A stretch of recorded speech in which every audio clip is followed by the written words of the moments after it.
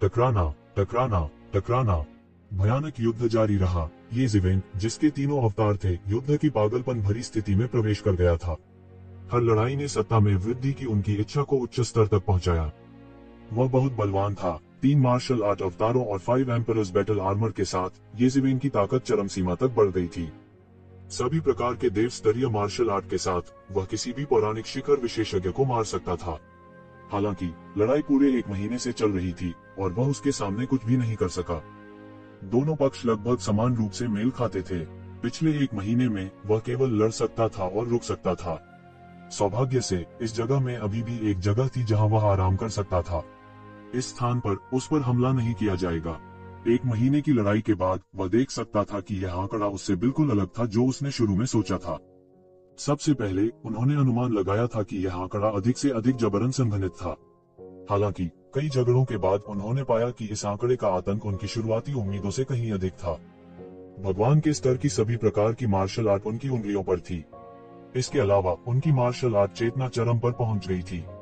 हालांकि वह mythical peak पर भी था, लेकिन पहला मार्शल आर्ट अवतार जोड़ने के बाद वह जून डिंगटियन और अन्य लोगों की तुलना में बहुत मजबूत था। वो सीधे एक शिवेन के बराबर था। इससे उन्हें यकीन हो गया कि यह आंकड़ा ऊर्जा के संग्रह जितना आसान नहीं है। यह बहुत संभावना थी कि यह बहुत समय पहले पौराणिक शिखर पर एक अद्वितीय प्रतिभा का प्रक्षेपण था। यह कोई असंभव बात नहीं थी। देवता परिवर्तन रसातल में ईथर क्षेत्र में स्थिति को देखते हुए यह सभी प्रकार की मार्शल आर्ट का अनुकरण भी कर सकता है। इस समय इससे निकाली गई युद्ध चेतना प्रचुर मात्रा में ऊर्जा के साथ बसजेय थी। यह लगभग कहा जा सकता है कि एक देवता के पास जो युद्ध शक्ति हो सकती है वह पहले से ही अस्तित्व के चरम पर थी।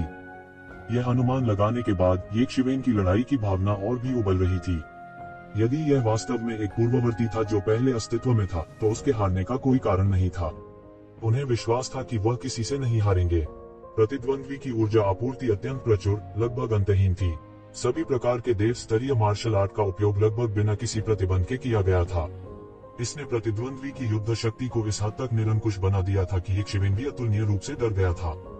लेकिन ये ज़िवेन नहीं कर सका। यहाँ तक अगर उसने आध्यात्मिक ऊर्जा को पागलपन से भस्म करने के लिए परिवर्तन तकनीक का इस्तेमाल किया, तो 3 मार्शल आर्ट अवतारों और 5 सम्राटों की खपत को पूरी तरह से बनाए रखना मुश्किल था। यह उनकी सबसे बड़ी कमजोरी थी। वह अधिक समय तक युद्ध नहीं कर सकता था, इसलिए उन्हें अपनी ऊर्जा को फिर से भरने के लिए लड़ना और रुकना पड़ा। लड़ाई के पिछले महीने में कहा जा सकता है कि उसने बहुत कुछ हासिल किया है, लेकिन यह पर्याप्त नहीं था, बहुत दूर। अगर वह इस सीनियर के मार्शल आर्ट प्रोजेक्शन को हराना चाहते थे, तो यह अभी भी काफी दूर था। वह ऐसा तभी कर पाएगा जब उसके पास ऐसी शक्ति होगी जो इसे पूरी तरह से पार कर जाए। पिछले 1 महीने में उसने देवताओं के मार्शल पथ को प्राप्त करने के लिए अनगिनत रक्त पत्थरों को जलाया था। यह एक अजेय युद्ध पथ था जो सभी जीवित प्राणियों से ऊपर खड़ा था। कुछ प्रभाव था, लेकिन यह काफी दूर था, काफी दूर। इस समय मल्टीटास्किंग का प्रभाव पूरी तरह से उजागर हुआ। हालांकि वह एक मजबूत दुश्मन के साथ एक भयंकर युद्ध में था, लेकिन वह एक ही समय में मार्शल आर्ट को समझ रहा था, इसलिए वह बिल्कुल भी धीमा नहीं था। उसके चारों ओर विभिन्न मार्शल आर्ट बिना किसी बाधा के प्रकट हुए। वह महसूस कर सकता था कि वह पहले ही उस स्तर के संपर्क में आ चुका था, लेकिन वह दरवाजे के बाहर अटका हुआ था। यह काफी दूर था। उसने खुद को चिंता न करने के लिए कहा, लेकिन जैसे जैसे समय बीतता गया, वह चिंतित रहने लगा। उसके मन में वह याद कर रहा था कि जाने से पहले येमो ने उससे क्या कहा था। देवताओं और नश्वर के बीच का अंतर दाव मान्यता में निहित है। क्या दाव मान्यता? देवताओं और नश्वर के बीच का अंतर बहुत बड़ा था।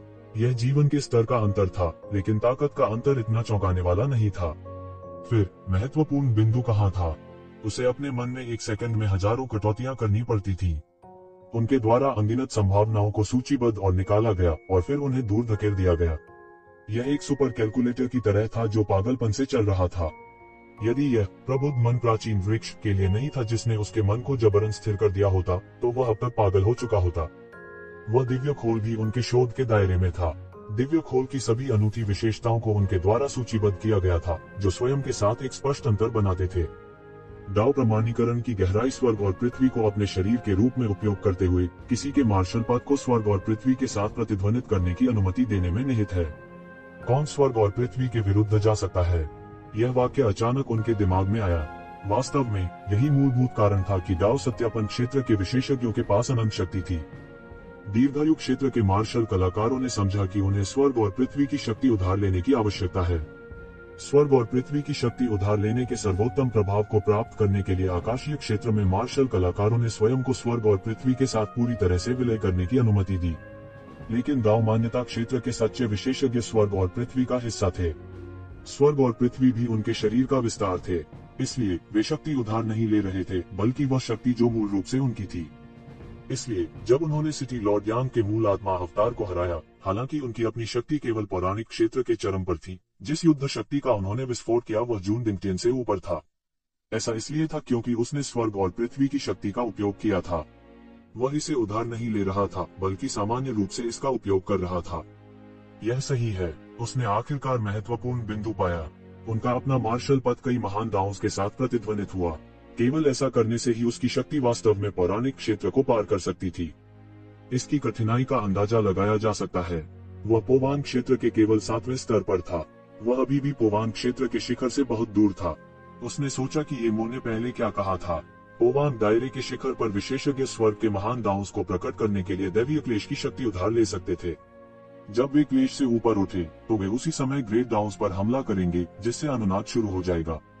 दाव का हिस्सा बनने के लिए यह दाव सत्यापन का सार था। फिर उसे क्या करना चाहिए? वह अभी भी पौराणिक क्षेत्र के शिखर से बहुत दूर था। उनके लिए दैवीय क्लेश को आकर्षित करना असंभव था। इसके अलावा स्वर्गीय क्लेश की ताकत को देखते हुए, भले ही वह पहले से ही इतना मजबूत था, स्वर्गीय क्लेश शायद अभूतपूर्व होगा। उसे निश्चित रूप से मौत के घाट उतार दिया जाएगा। क्या करूं? वह सीधे सुरक्षित क्षेत्र में वापस चला गया। उन्होंने पहले ही महत्वपूर्ण बिंदु खोज लिया था। लड़ाई जारी रखने का कोई मतलब नहीं था। यह कुंजी नहीं थी। उन्हें ग्रेट दाउस को प्रकट करने और उनके साथ प्रतिध्वनित होने का मौका देने का एक तरीका खोजना था। वह पालथी मारकर बैठ गया। उसके दिमाग में तरह तरह के विचार कौंध गए। अंत में अपनी आंखें खोलने से पहले वह पूरे 2 महीने वहां बैठा रहा। मेरे पास विचार है। अन्य स्थानों पर वास्तव में ग्रेट दाउस की प्रतिध्वनि को ट्रिगर करना असंभव था। ग्रेट दाउस को प्रकट करना पहले से ही बहुत कठिन था। हालांकि यह डिफिकेशन एबिस में अलग था। शक्तिशाली विशेषज्ञ थे जिन्होंने बड़ी शक्ति के साथ कई महान दाउस को बलपूर्वक प्रकट किया। शायद यह एक अवसर था। हालांकि भले ही ग्रेट दाउस प्रकट हुआ हो, वे बहुत स्थिर अवस्था में थे। अनुनाद को ट्रिगर करना और डीएओ सत्यापन के स्तर से परे शक्ति प्राप्त करना इतना आसान नहीं था। केवल लड़ने से लड़ाई जितनी तीव्र होगी, ग्रेट दाउस के हिंसक उतार चढ़ाव को ट्रिगर करने की संभावना उतनी ही अधिक होगी।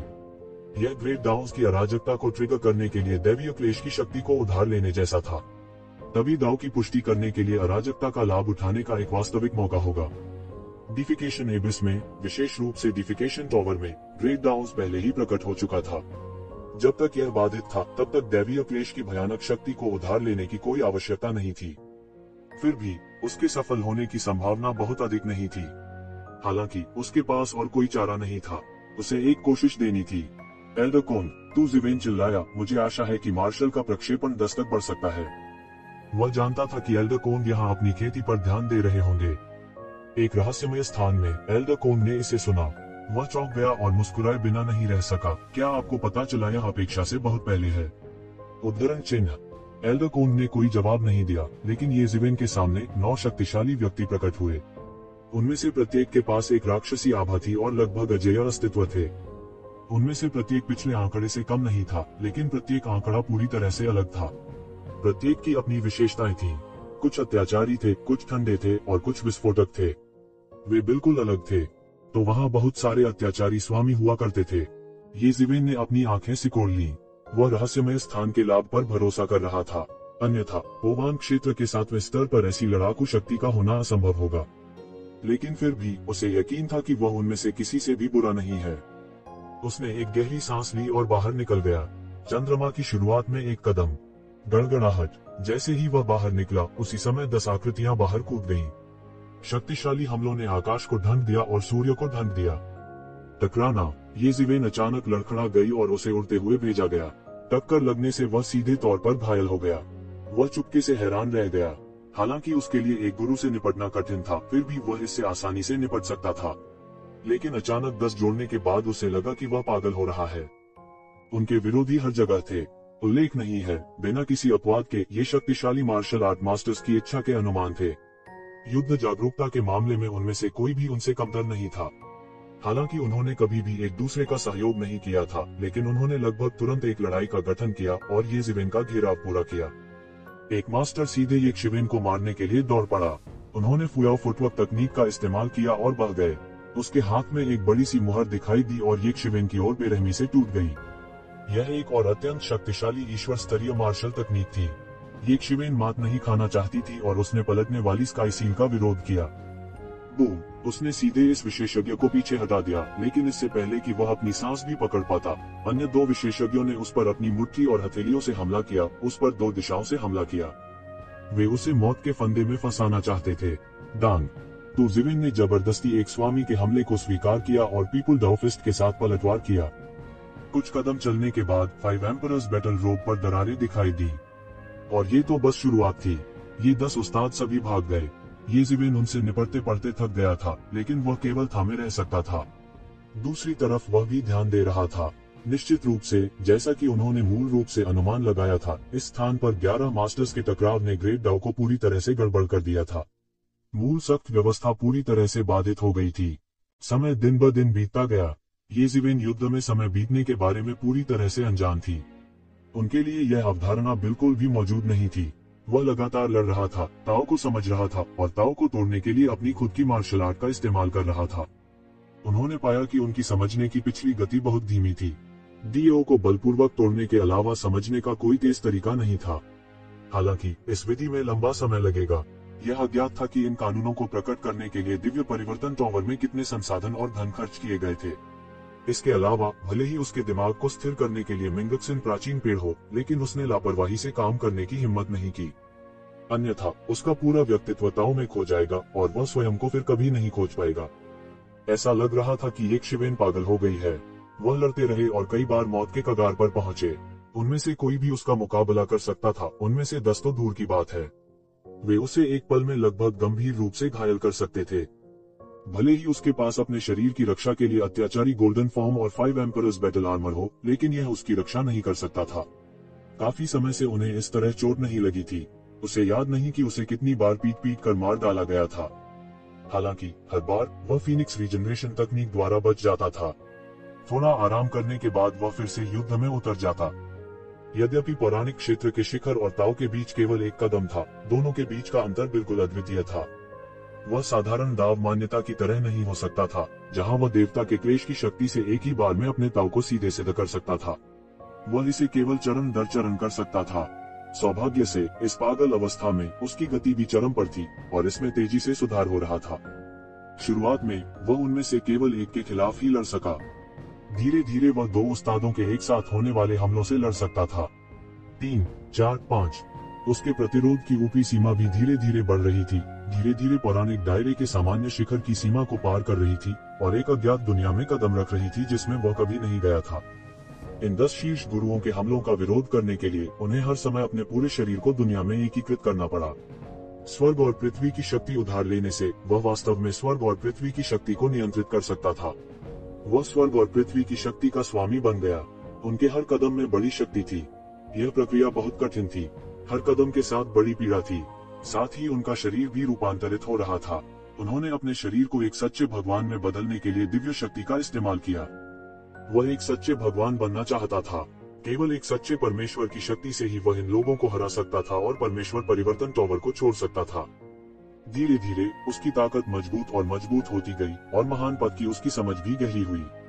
महान पद की उत्पत्ति की इस समझ ने उन्हें पुनर्जन्म से गुजरने की अनुमति दी। इस परिवर्तन ने उसे अधिक से अधिक प्रभावित किया। बाद में वह लंबे और लंबे समय तक कायम रहा। धीरे धीरे उसने इन लोगों से लड़ने की ताकत हासिल कर ली। टकराना, टकराना, टकराना। आकाश में ये जिवेन की हरकत पहले से ही बाद की छवियों में बदल चुकी थी। वह एक साथ इन 10 शीर्ष विशेषज्ञों के हमलों से निपट रहा था, बिना किसी नुकसान की स्थिति में आए। अगर लोग इसके बारे में सुनेंगे तो ऐसी ताकत लोगों को डरा देगी। ये जिवेन पहले से ही मिथक क्षेत्र के सबसे मजबूत विशेषज्ञों में से एक थे और अब वह एक ही समय में उनमें से 10 से लड़ सकते थे। दूसरे शब्दों में, वह डाउ कन्फर्मिंग स्टेज के तहत सबसे मजबूत व्यक्ति था। हालांकि उसकी अभिव्यक्ति शांत थी और वह उत्तेजित होने से बहुत दूर था, क्योंकि उनकी राय में यह पर्याप्त नहीं था। यह काफी दूर था। यह एक ही समय में 10 चोटी के पौराणिक विशेषज्ञों से लड़ने के लिए पर्याप्त नहीं था। मैं पार करना चाहता हूँ, पार। वह अब एक चौराहे पर खड़ा था। एक बार जब वह इसे पार कर गया तो वह वास्तव में डाउ पुष्टिकरण चरण की शक्ति को प्राप्त कर सकता था। यदि वह इसे पार नहीं कर सका तो वह केवल ऐसे ही रह सकता था। इतने कम समय में कोई भी प्रगति करना उसके लिए असंभव था, और वह इस अवस्था में पूरे 3 महीने से था, और 1 साल की समय सीमा से पहले उसके पास केवल 2 महीने से भी कम समय बचा था। असंभव, मैं स्पष्ट रूप से इस बिंदु पर पहुंच गया हूं, मैं इसे पार क्यों नहीं कर सकता। यहाँ तक उसका मन भी, जो मिंगक्सिन के प्राचीन वृक्ष द्वारा दबा हुआ था, थोड़ा चिंतित महसूस करने लगा। यह देखा जा सकता था कि वह अब कितना चिंतित था, लेकिन अब उसने खुद से कहा कि उसे चिंता नहीं करनी चाहिए, बिल्कुल नहीं। लड़ाई अभी भी पागलपन से चल रही थी। 10 महीने पहले की तुलना में येज़िवेन की जीत में जबरदस्त बदलाव आया था, लेकिन यह काफी नहीं था, काफी दूर। बस मैं कहाँ फंस गया हूँ। उसके दिमाग में अनगिनत संभावनाएं कौंध गईं।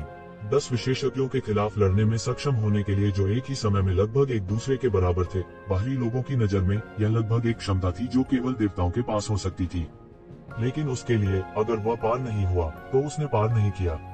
वह उस कदम पर अटक गया था। एक वास्तविक भगवान ऐसा नहीं था, यह निश्चित रूप से इससे कहीं अधिक था। टकराना, टकराना, टकराना। उनकी मार्शल आर्ट ने लगातार स्वर्ग की तिजोरी को तोड़ते हुए ग्रेट दाव पर बमबारी की। अनगिनत महान दाव को जबरन अपने शरीर में समाहित कर लिया गया था, जबरन इसे समझने की कोशिश की जा रही थी। एक अज्ञात समय के बाद उसने अचानक अपनी आंखें खोली, जैसे कि उसे अचानक इसकी तरकीब मिल गई हो। टकराना। उसके पूरे शरीर में, उसके अंगों और हड्डियों से अनगिनत अत्याचारी ताकतें निकली। वह नहीं जानता था कि आखिर कब वह पोवान क्षेत्र के 8वें स्तर पर पहुंच गया था, लेकिन वह अभी भी लगातार उच्च स्तर पर दौड़ रहा था। उसकी आंखें चमक उठी और अचानक उसके हाथ में तलवार आ गई। आसमान की सफाई। उनके हाथ में तलवार की एक अद्भुत तकनीक फूट पड़ी और एक भयानक शक्ति फूट पड़ी। यह चरम सम्राट चौंकाने वाली तलवार थी। इतने लंबे समय के बाद वह न केवल महान पद को तोड़ रहा था, उसकी शक्तियां भी प्रबल हो गई थीं। इससे भी महत्वपूर्ण बात यह है कि डुआन कान ने प्रशिक्षण समाप्त कर लिया था। साथ ही उसने चरम राजा तलवार में महारत हासिल कर ली थी। उनकी शक्तियों में अत्यधिक वृद्धि हो गई थी। यह भी एक बड़ा कारण था कि वह बाद के चरण में एक ही स्तर पर 10 विशेषज्ञों के खिलाफ लड़ सके। हालांकि उनकी आंतरिक शक्ति में वृद्धि हुई थी, लेकिन यह वास्तव में उतनी अधिक नहीं बढ़ी थी। यह महान दाव की अधिक समझ थी जिसने उन्हें शक्ति के सार की एक मौलिक समझ दी। उनके हाथों में वही ऊर्जा, हाथों में मूल शक्ति से कई गुना अधिक थी। स्वर्ग की ओर से व्यक्तिगत रूप से युद्ध के लिए जाओ। वह दहाड़ता है और उसका पूरा शरीर स्वर्ग और पृथ्वी के बीच एक राजा के रूप में बदल जाता है। तलवार की रोशनी पूरी दुनिया की तरह एक शक्तिशाली सेना में बदल गई, कुचल गई। टकराना, टकराना, टकराना। शीर्ष 10 विशेषज्ञ तुरंत विस्फोट हो गए और मौके पर शून्य में बदल गए। अपनी तलवार की ताकत को देखते हुए येज़िवेन अपने चेहरे पर एक उल्लासपूर्ण भाव प्रकट किए बिना नहीं रह सका। उसने आखिरकार उस बाधा को पार कर लिया था, उस बाधा को पूरी तरह से पार कर लिया था, और उसकी युद्ध शक्ति वास्तव में दाव कन्फर्मिंग स्तर की ताकत को पार कर गई थी। उन्होंने इस बाधा को भी पूरी तरह से पार कर लिया था, अन्यथा इन 10 शीर्ष विशेषज्ञों को सिर्फ एक तलवार से मारना उनके लिए असंभव होता। उसने अचानक आराम किया और शारीरिक और मानसिक थकावट का एक विस्फोट महसूस किया। उनके अलावा और कोई नहीं जानता था कि उन्होंने इस दिन के लिए कितनी देर तक प्रतीक्षा की थी और कितनी देर तक इसकी तैयारी की थी। वह इसके बारे में पहले ही भूल चुका था। हालांकि यह केवल युद्ध की ताकत थी जो इस स्तर तक पहुंच गई थी, और वास्तव में दाव कन्फर्मिंग स्तर तक नहीं पहुंची थी। इसने एक बाधा भी पार कर ली थी जिसे अनगिनत लोग अनगिनत वर्षों तक पार नहीं कर सके थे। उनकी युद्ध क्षमता जबरन दाव कन्फर्मिंग स्तर को पार कर गई थी, लेकिन वह यह भी जानते थे कि इसका मतलब यह नहीं था कि भविष्य में उनके लिए यह आसान होगा। इसके विपरीत वह जानता था कि इस बलपूर्वक प्राप्त की गई शक्ति के कारण भविष्य में दाव पुष्टिकरण स्तर तक पहुंचना उसके लिए और भी कठिन होगा। लेकिन इस समय उसके पास और कोई चारा नहीं था। उसके शरीर में शक्तिशाली शक्ति का संचार हुआ, और यह एक ऐसी अनुभूति थी जिसे उसने पहले कभी महसूस नहीं किया था। उनके पूरे जीवन स्तर में एक बड़ा बदलाव आया था। हालांकि यह परिवर्तन पूर्ण नहीं था। यह ऐसा था जैसे यह फंस गया हो। यह केवल शक्ति का रूपांतरण था, जीवन के सार का रूपांतरण नहीं। वह समझ गया कि अब वह एक दाव पुष्टिकरण स्तर खो रहा है। यदि वह दाव पुष्टिकरण स्तर तक पहुंच गया तो अन्य परिवर्तन भी होंगे, इसलिए वह जल्दी में नहीं था। उनके शरीर में इस प्रकार की शक्तिशाली शक्ति का संचार हुआ। आप वास्तव में सफल हुए। येज़िवेन को नहीं पता था कि काबेल्ड कांग उसके बगल में आ गया था। येज़िवेन चौंक गई। हालांकि उनका जीवन स्रोत वास्तव में डीएओ कन्फर्मिंग के स्तर तक नहीं पहुंचा था, लेकिन धारणा और युद्ध शक्ति के मामले में यह डीएओ कन्फर्मिंग स्तर से कमतर नहीं था। फिर भी जब एल्डर कांग प्रकट हुआ तब भी उसने ध्यान नहीं दिया। निश्चय ही उसकी शक्ति सामान्य लोगों की कल्पना से कहीं अधिक थी। देवता परिवर्तन रसातल में इतना महत्वपूर्ण पद धारण करने में सक्षम होना वास्तव में असाधारण था। एल्डर कोन के चेहरे पर भी थोड़ा अविश्वास दिखा। ये ज़िवेन मदद नहीं कर सकती थी, लेकिन थोड़ा अवाक होकर बोली, तो तुमने कभी नहीं सोचा था कि मैं सफल हो सकती हूँ? बेशक यह सिर्फ एक हताश प्रयास था। पोवांग दायरे के शिखर तक पहुंचने में सक्षम होना और एक मिथक की लड़ाकू ताकत दुर्लभ है। हजारों पोवांग दायरे में एक भी नहीं हो सकता है। एल्डर कोन ने तथ्यात्मक रूप से कहा, यह उल्लेख करने के लिए नहीं कि आप केवल पोवांग क्षेत्र के 7वें स्तर पर हैं। मूल योजना आपको प्रयास करने से पहले पोवांग क्षेत्र के शिखर तक पहुंचने की थी, लेकिन मुझे उम्मीद नहीं थी कि आप वास्तव में सफल होना। ये शिवेन और भी अवाक थी। शुरू से अंत तक एल्डर कोन के पास वास्तव में कोई आशा नहीं थी, पर सोचकर तो वो नॉर्मल ही था।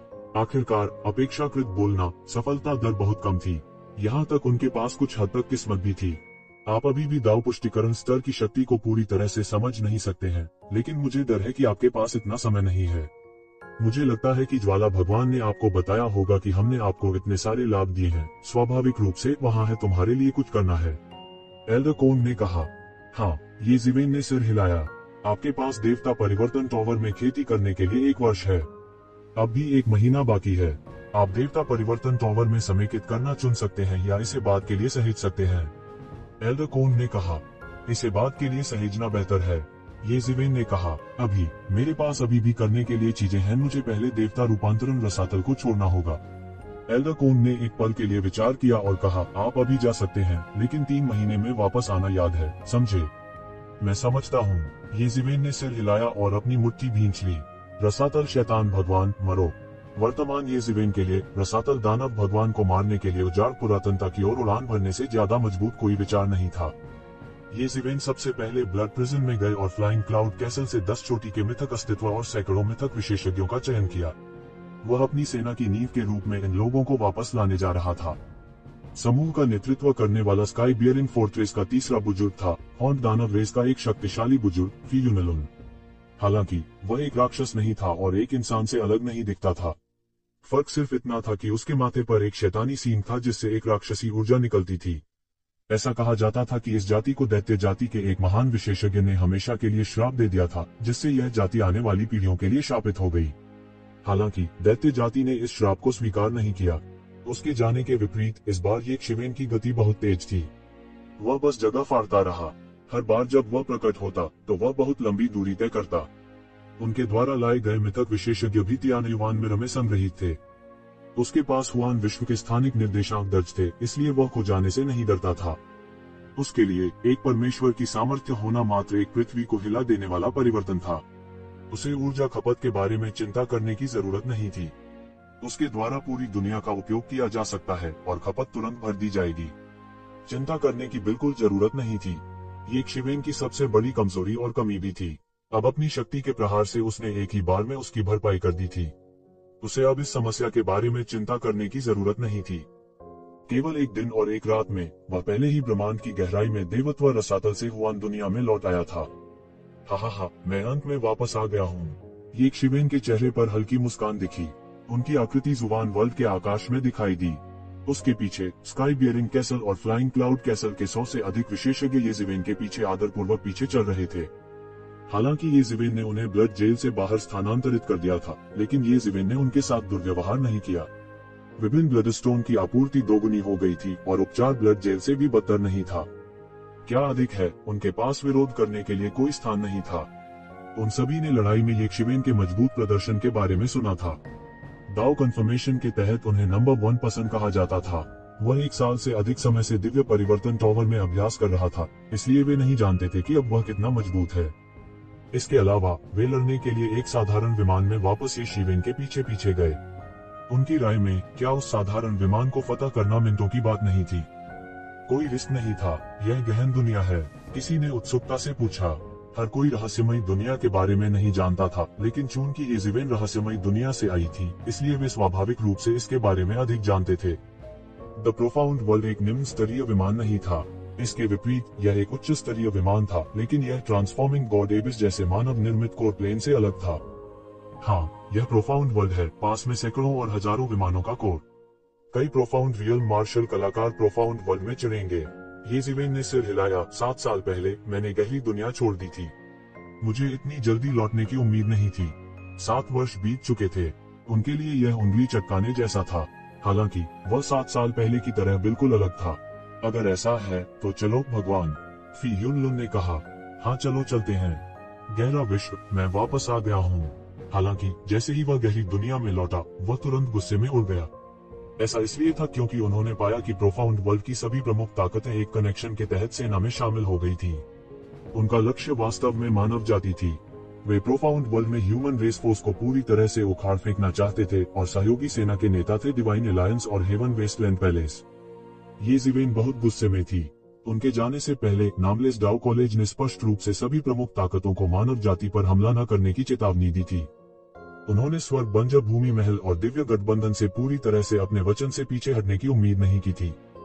मूल रूप से उन्होंने प्राचीन वीरानी की ओर भागने से पहले केवल कुछ समय के लिए गहन दुनिया में रहने की योजना बनाई थी। अब ऐसा लग रहा था कि यह असंभव था। उन्हें पहले प्रोफाउंड वर्ल्ड की समस्या को हल करना था। इस समय बाई जियानशिंग, जो कि प्रोफाउंड वर्ल्ड में प्रमुख बलों द्वारा बुरी तरह से पस्त थी, बहुत दबाव में थी। यहाँ तक अगर यह सिर्फ स्वर्ग बंजर भूमि महल या दिव्य संघ था, तब भी वे वर्तमान मानव जाति के लिए अकल्पनीय रूप से शक्तिशाली विरोधी होंगे। इसके अलावा रहस्यमय दुनिया की प्रमुख ताकतें मानव जाति से निपटने के लिए सेना में शामिल हो गई थीं। हालांकि वे डिवाइन यूनियन या हेवन वेस्टलैंड पैलेस की तरह सक्रिय नहीं थे, उनमें से प्रत्येक के पास केवल एक पौराणिक विशेषज्ञ था। फिर भी यह एक भयानक संख्या होगी। मित्र देशों की सेना में प्रमुख बलों के करोड़ों संभ्रांत लोग शामिल थे। उन्होंने पूरी तरह से मानव जाति के क्षेत्र को घेर लिया। भले ही उन सभी के गुप्त उद्देश्य थे और उनमें से सभी गहन दुनिया में मानव जाति पर हमला करने में ईमानदार नहीं थे, ये अनगिनत कुलीन मानव जाति को पूरी तरह से नष्ट करने के लिए पर्याप्त थे। दिन के अंत में मानव जाति अभी भी बहुत कमजोर थी। यह उन ताकतों से पूरी तरह अलग था जो अनगिनत वर्षों से अस्तित्व में थी। हालांकि ये ज़िवेन के जाने के बाद नामलेस दाओ कॉलेज की चेतावनी के कारण डिवाइन अलायंस और हेवन वेस्टलैंड पैलेस ने मानव जाति के लिए कुछ भी करने की हिम्मत नहीं की। ये ज़िवेन की उपस्थिति के बिना गहन दुनिया में मानव जाति शक्तिहीन थी। उनके पास अपना विस्तार बनाए रखने का कोई तरीका नहीं था। वे केवल वही रोक सकते थे और समेकित कर सकते थे जो उन्होंने प्राप्त किया था। एक अतुलनीय रूप से विशाल शहर में अनगिनत काले बादल घने रूप में एकत्रित हो गए। दसियों हजार मित्र सेना ने पूरे शहर को पूरी तरह से घेर लिया था। यह मानव जाति का एक शहर था और इसमें अनगिनत मनुष्य रहते थे।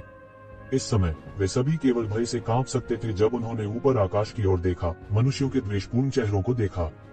एक सुनहरे कवच वाला हष्ट-पुष्ट आदमी शून्य से बाहर निकला और गरजती आवाज के साथ चिल्लाया, आप आत्मसमर्पण करने जा रहे हैं या नहीं? मैं आपको केवल 3 सांसें दूंगा। यदि आप आत्मसमर्पण नहीं करते हैं तो हमें दोष न दें। निर्मम होने और अपने पीछे घास का एक भी तिनका नहीं छोड़ने के लिए। स्वर्ण बख्तरबंद हटे कट्टे आदमी की बातें सुनकर नगर के मनुष्य नहीं बदले। उनके शरीर कांप रहे थे, लेकिन उनके चेहरे अत्यंत दृढ़ थे। आप चाहते हैं कि हम आत्मसमर्पण करें और आपके गुलाम बने। सपना देखें, यदि आप कर सकते हैं तो हमें मार दें। एक आदमी शहर के भीतर से उड़ गया। उसका चेहरा जवान और कुछ हद तक सुंदर था। वह लोहे के कवच में भी था और युद्ध के लिए तैयार अवस्था में था। ये शान एक टोस्ट को केवल एक फोफे पीने के लिए मजबूर करने के लिए मना न करें। जब तक आप आज्ञाकारी रूप से आत्मसमर्पण करने को तैयार हैं, तब भी आप इन मनुष्यों को आदेश दे सकते हैं, अन्यथा आपको परिणाम पता होना चाहिए, है ना? सुनहरे कवच वाले हटे कट्टे आदमी ने ठंडेपन से कहा, एक राष्ट्र के विनाश से भी बदतर परिणाम क्या है? चूंकि हम पहले ही इस बिंदु पर आ चुके हैं, इसलिए अपनी सांसें बर्बाद न करें। यदि आप कर सकते हैं तो हम सभी को मार दें, अन्यथा रक्त नदी की तरह बह जाएगा। युवक ये शान था। उसका शरीर पौराणिक प्रतीकात्मक कानूनों के घेरे से घिरा हुआ था, जिससे वह एक देवता जैसा दिखता था। ये शान, मैं देख सकता हूँ कि आप एक प्रतिभा हैं। वास्तव में आपके लिए इतनी कम उम्र में पौराणिक क्षेत्र में खेती करना आसान नहीं है। स्वर्ग बंजर भूमि मंदिर आपकी पृष्ठभूमि की परवाह नहीं करता है। जब तक आप अपनी वफादारी की प्रतिज्ञा करने को तैयार हैं, तब तक सब कुछ पराक्रम्य है। सुनहरे कवच वाला हठीला आदमी अभी भी हार मानने को तैयार नहीं था और उसने अपने सामने युवक को मनाने की कोशिश की।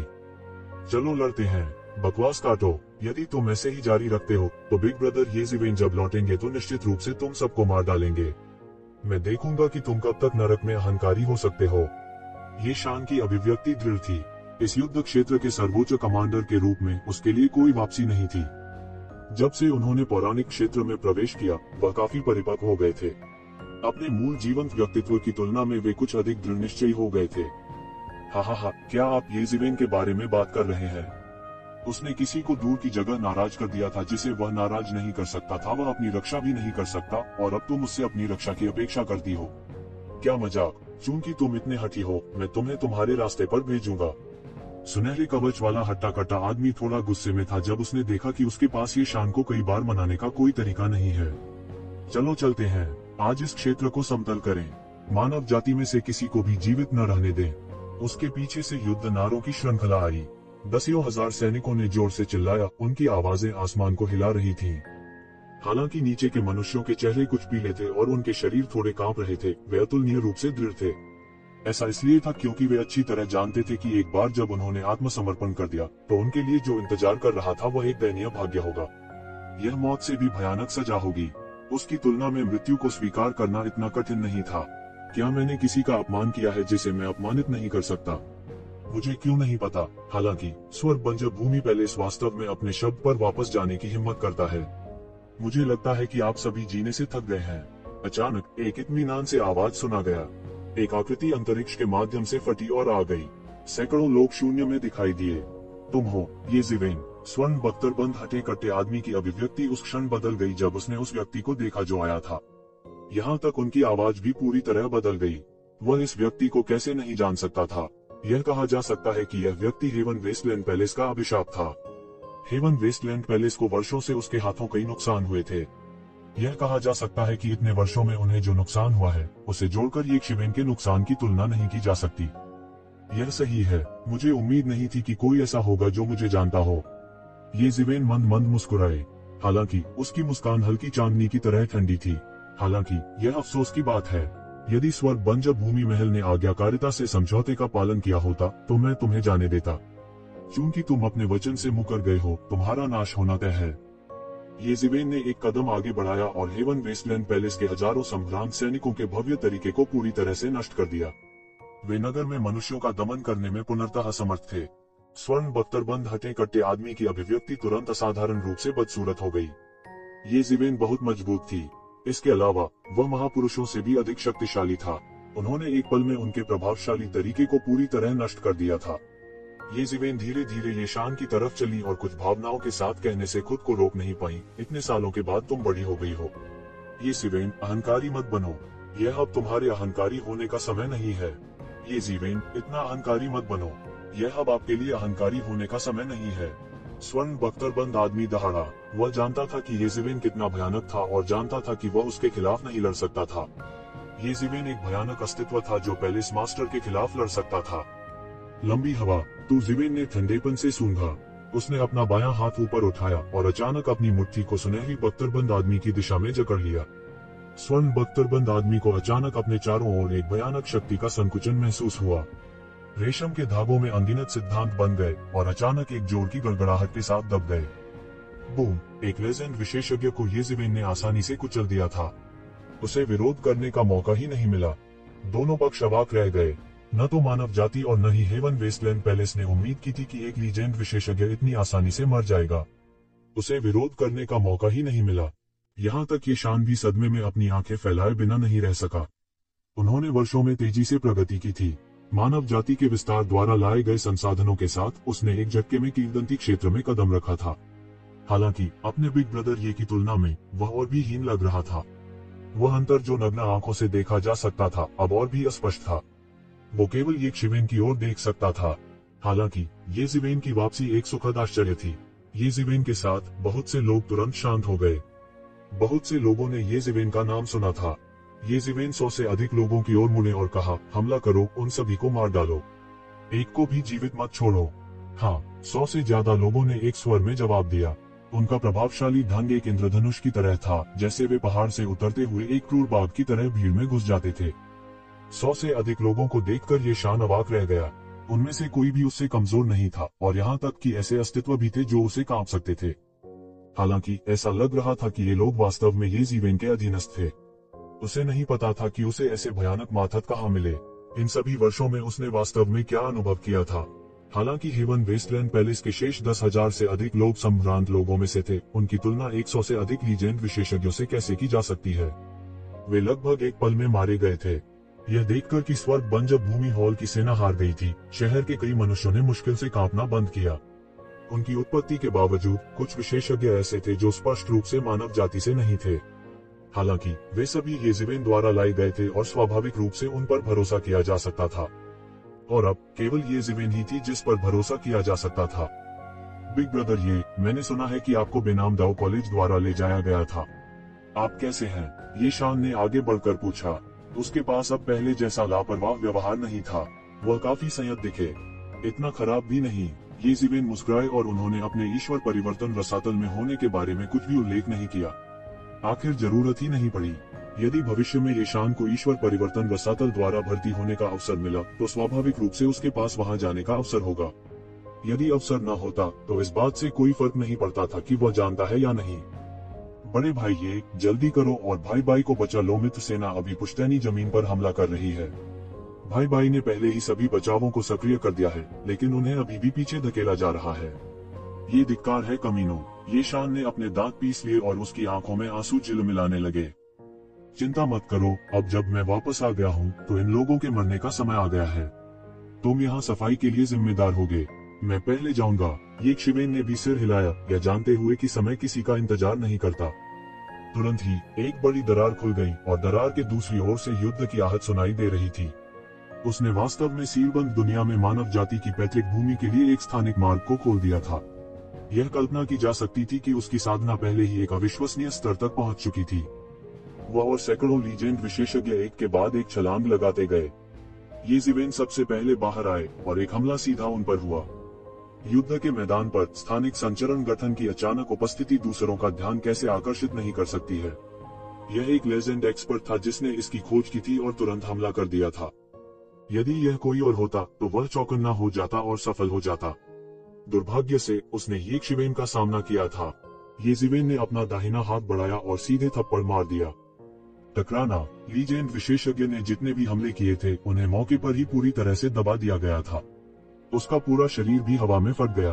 पूरी प्रक्रिया में लंबा समय लग रहा था, लेकिन वास्तव में यह सिर्फ एक पलक झपकने जैसा था। यह वास्तव में एक आश्चर्यजनक डिग्री के लिए तेज था। येज़ेबेल पहले ही युद्ध के मैदान में आ चुकी थी। जहां तक उसकी नजर जा सकती थी, पूरा युद्ध क्षेत्र सफेद गर्म अवस्था में प्रवेश कर चुका था। मिस्टीरियस वर्ल्ड में ह्यूमन रेस का पैतृक मैदान मिस्टीरियस वर्ल्ड में ह्यूमन रेस का मूल आधार था। यह मानव जाति के क्षेत्र का सबसे संभ्रांत हिस्सा भी था। अनगिनत विशेषज्ञ यहाँ एकत्रित हुए थे, लेकिन वे अभी भी लाखों मित्र सेनाओं से पराजित हो रहे थे। सेना को हमला करने का निर्देश देते हुए किंवदंती विशेषज्ञों को हर जगह देखा जा सकता था। चाहे वह लीजेंड विशेषज्ञों के संदर्भ में हो या लीजेंड दायरे से नीचे के रहस्यमय क्षेत्र के विशेषज्ञों के लिए, मानव जाति एक बड़े नुकसान में थी, खासकर जब यह लीजेंड विशेषज्ञों की बात आई। अब तक कुछ ही लीजेंड विशेषज्ञ थे। यदि यह पूर्वजों द्वारा प्रतिरोध करने के लिए व्यवस्थित प्राचीन गठन के लिए नहीं था, तो हमले की पहली लहर को करोड़ों मित्र सेनाओं द्वारा पराजित किया गया होता। स्थिति पहले ही बेहद नाजुक मोड़ पर पहुंच चुकी थी। हमलावर दुश्मनों के साथ मानव जाति के अनगिनत विशेषज्ञ मारे गए थे। कई बार वे दुश्मन के साथ मिलकर मर भी नहीं पाए और लेजेंड एक्सपर्ट्स के हाथों मारे गए। उसने देखा कि बाई जियानशिंग लगातार लड़ रही थी, लेकिन यह बेकार था। वह केवल एक व्यक्ति था और इतने लोगों की रक्षा नहीं कर सकता था। वह विरोध करने के लिए केवल गठन पर भरोसा कर सकता था। लड़ाई एक तरफा होती जा रही थी। इस दृश्य को देखकर येशिवेन की आंखें सीधे लाल हो गईं और उसकी सांसें भारी हो गईं। उसने ठंडे स्वर में कहा, मारो, जो भी आए उसे मार डालो, कोई नहीं छोड़ सकता। हाँ, उनके पीछे सैकड़ों विशेषज्ञों ने एक के बाद एक प्रतिक्रिया दी। उनमें से कई युद्ध के दीवाने थे और इतना बड़ा दृश्य देखकर वे उत्साहित हुए बिना न रह सके।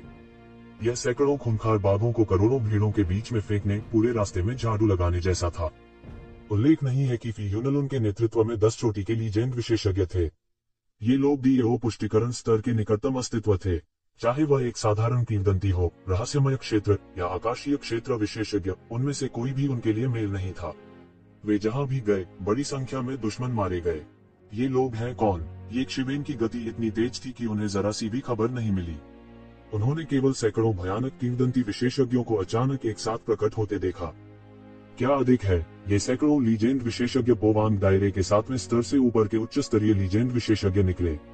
वे लोग नहीं थे कि उनमें से बहुत से लोग जो अभी अभी लेजेंड के दायरे में आए थे तुलना कर सकते थे।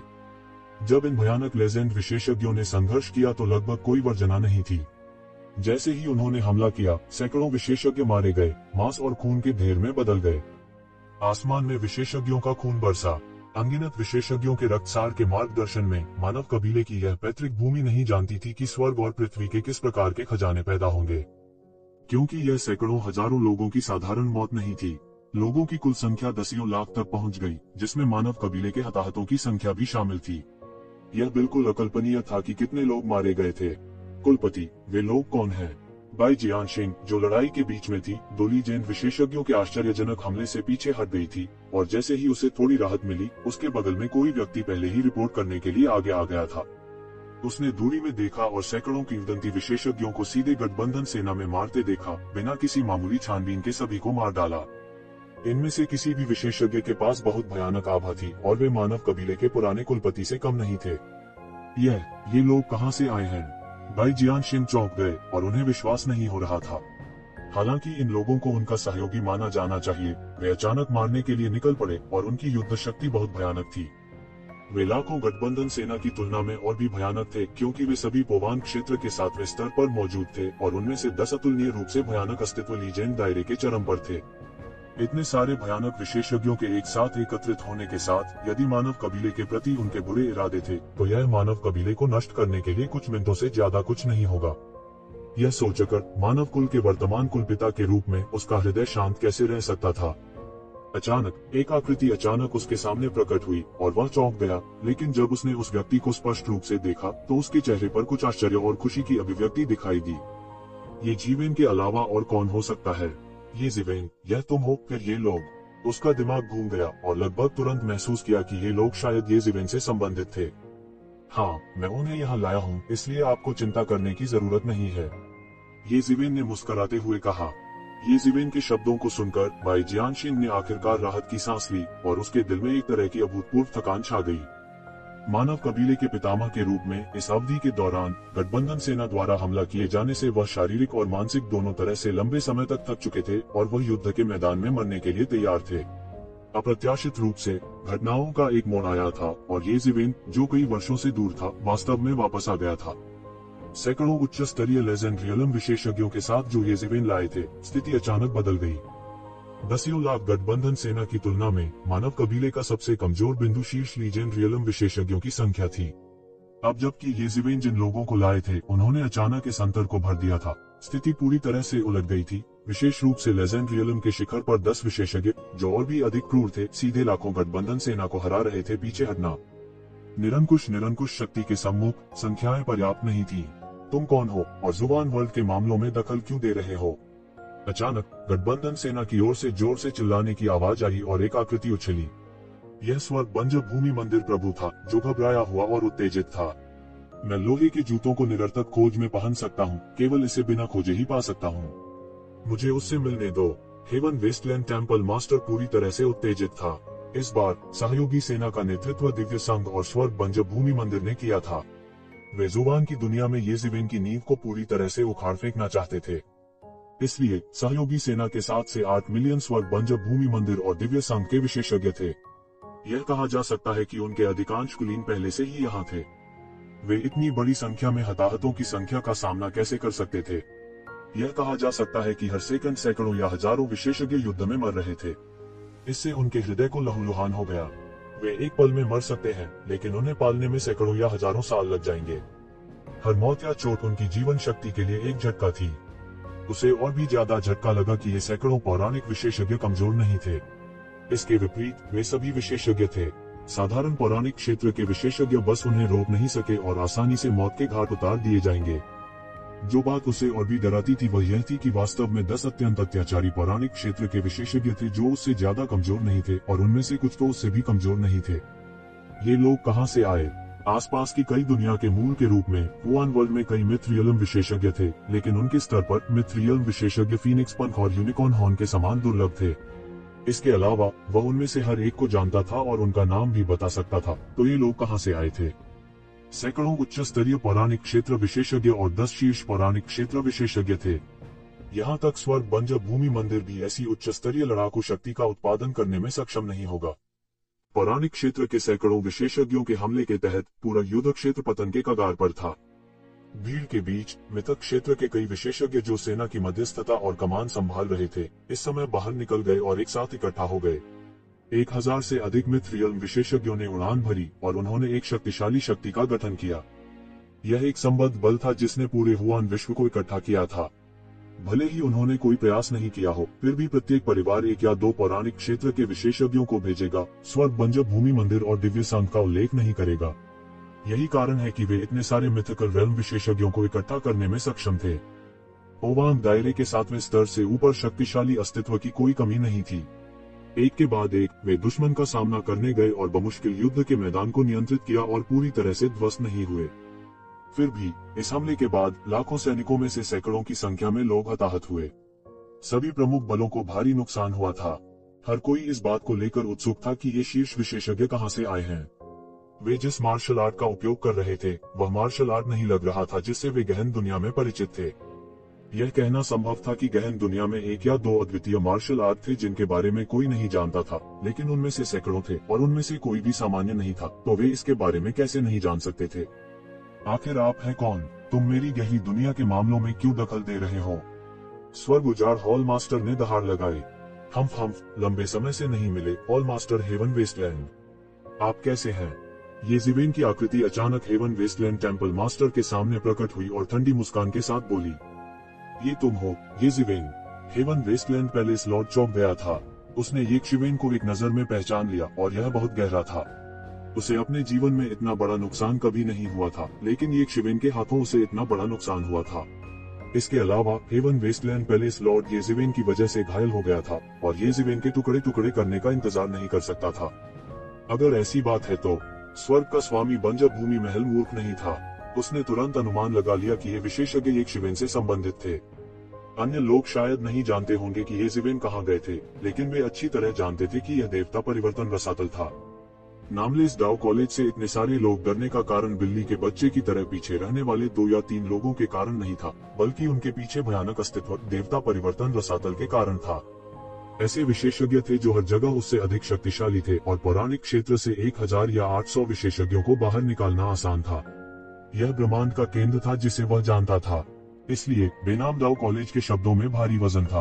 अपने स्तर पर वे नामलेस डाउ कॉलेज के बारे में कमोबेश कुछ विवरण जानते थे। यह कहने की बात नहीं है कि वह 10,000 साल पहले नामलेस डाउ कॉलेज के शिष्य थे। उस समय वह पहले से ही देवता परिवर्तन रसातल के अस्तित्व के बारे में जानता था और यह भी जानता था कि इसमें अनगिनत विशेषज्ञ थे। हालांकि उसे ये उम्मीद नहीं थी कि येज़िवेन इतनी जल्दी बाहर आ जाएगा और यहाँ तक अपने साथ इतने सारे विशेषज्ञ भी ले आएगा, जो उसकी उम्मीदों से कहीं अधिक था। उसने मूल रूप से सोचा था कि येज़िवेन 100 साल के भीतर वास्तव में खतरे के स्तर तक नहीं पहुंच पाएगा, लेकिन यह केवल कुछ साल ही हुआ था। धिक्कार है, मुझे उसे हर कीमत पर मारना चाहिए था। हालांकि इससे मुझे बेनाम डाउ कॉलेज के प्रकोप का सामना करना पड़ता। क्या नामलेस डाउ कॉलेज सिर्फ एक मृत व्यक्ति की वजह से स्वर्ग बंजर भूमि महल को पूरी तरह से मिटा देगा? लेकिन इस समय कुछ भी कहने के लिए बहुत देर हो चुकी थी। यह सही है, मुझे उम्मीद नहीं थी कि आप इतने मूर्ख होंगे। येज़िवेन ने अपनी आंखें मूंद ली और मुस्कुराते हुए कहा, क्या अफसोस है, क्या अफसोस है। यदि आपने आज्ञाकारी रूप से मूल समझौते का पालन किया होता तो मैं आपके लिए कुछ नहीं कर पाता। लेकिन चूंकि आप नहीं जानते कि दयालुता की सराहना कैसे की जाती है, तो तुम सब नरक में जाओगे। येज़िवेन, ज्यादा अहंकारी मत बनो। आप बहुत से विशेषज्ञों को वापस ले आए, लेकिन क्या आप अभी भी पूरी हुआन दुनिया के खिलाफ जाना चाहते हैं? हेवन वेस्टलैंड पैलेस मास्टर का चेहरा इतना उदास था कि उससे पानी टपक सकता था। तो क्या यह सिर्फ मुर्गियों और कुत्तों का एक समूह है? येज़िवेन बिना किसी डर के अपने हाथों को अपनी पीठ के पीछे करके खड़े हो गए। अगर वह सही मायने में नहीं टूटा होता तो शायद उसके पास इतनी युद्ध शक्ति नहीं होती। हालांकि वह पहले ही डाउ पुष्टिकरण स्तर में कदम रख चुका था, इसलिए उनमें से कितने भी आए, वे बस खुद को मौत के मुंह में भेज रहे होंगे। मोचन मुट्ठी। हेवन वेस्टलैंड पैलेस मास्टर ने अचानक हमला किया।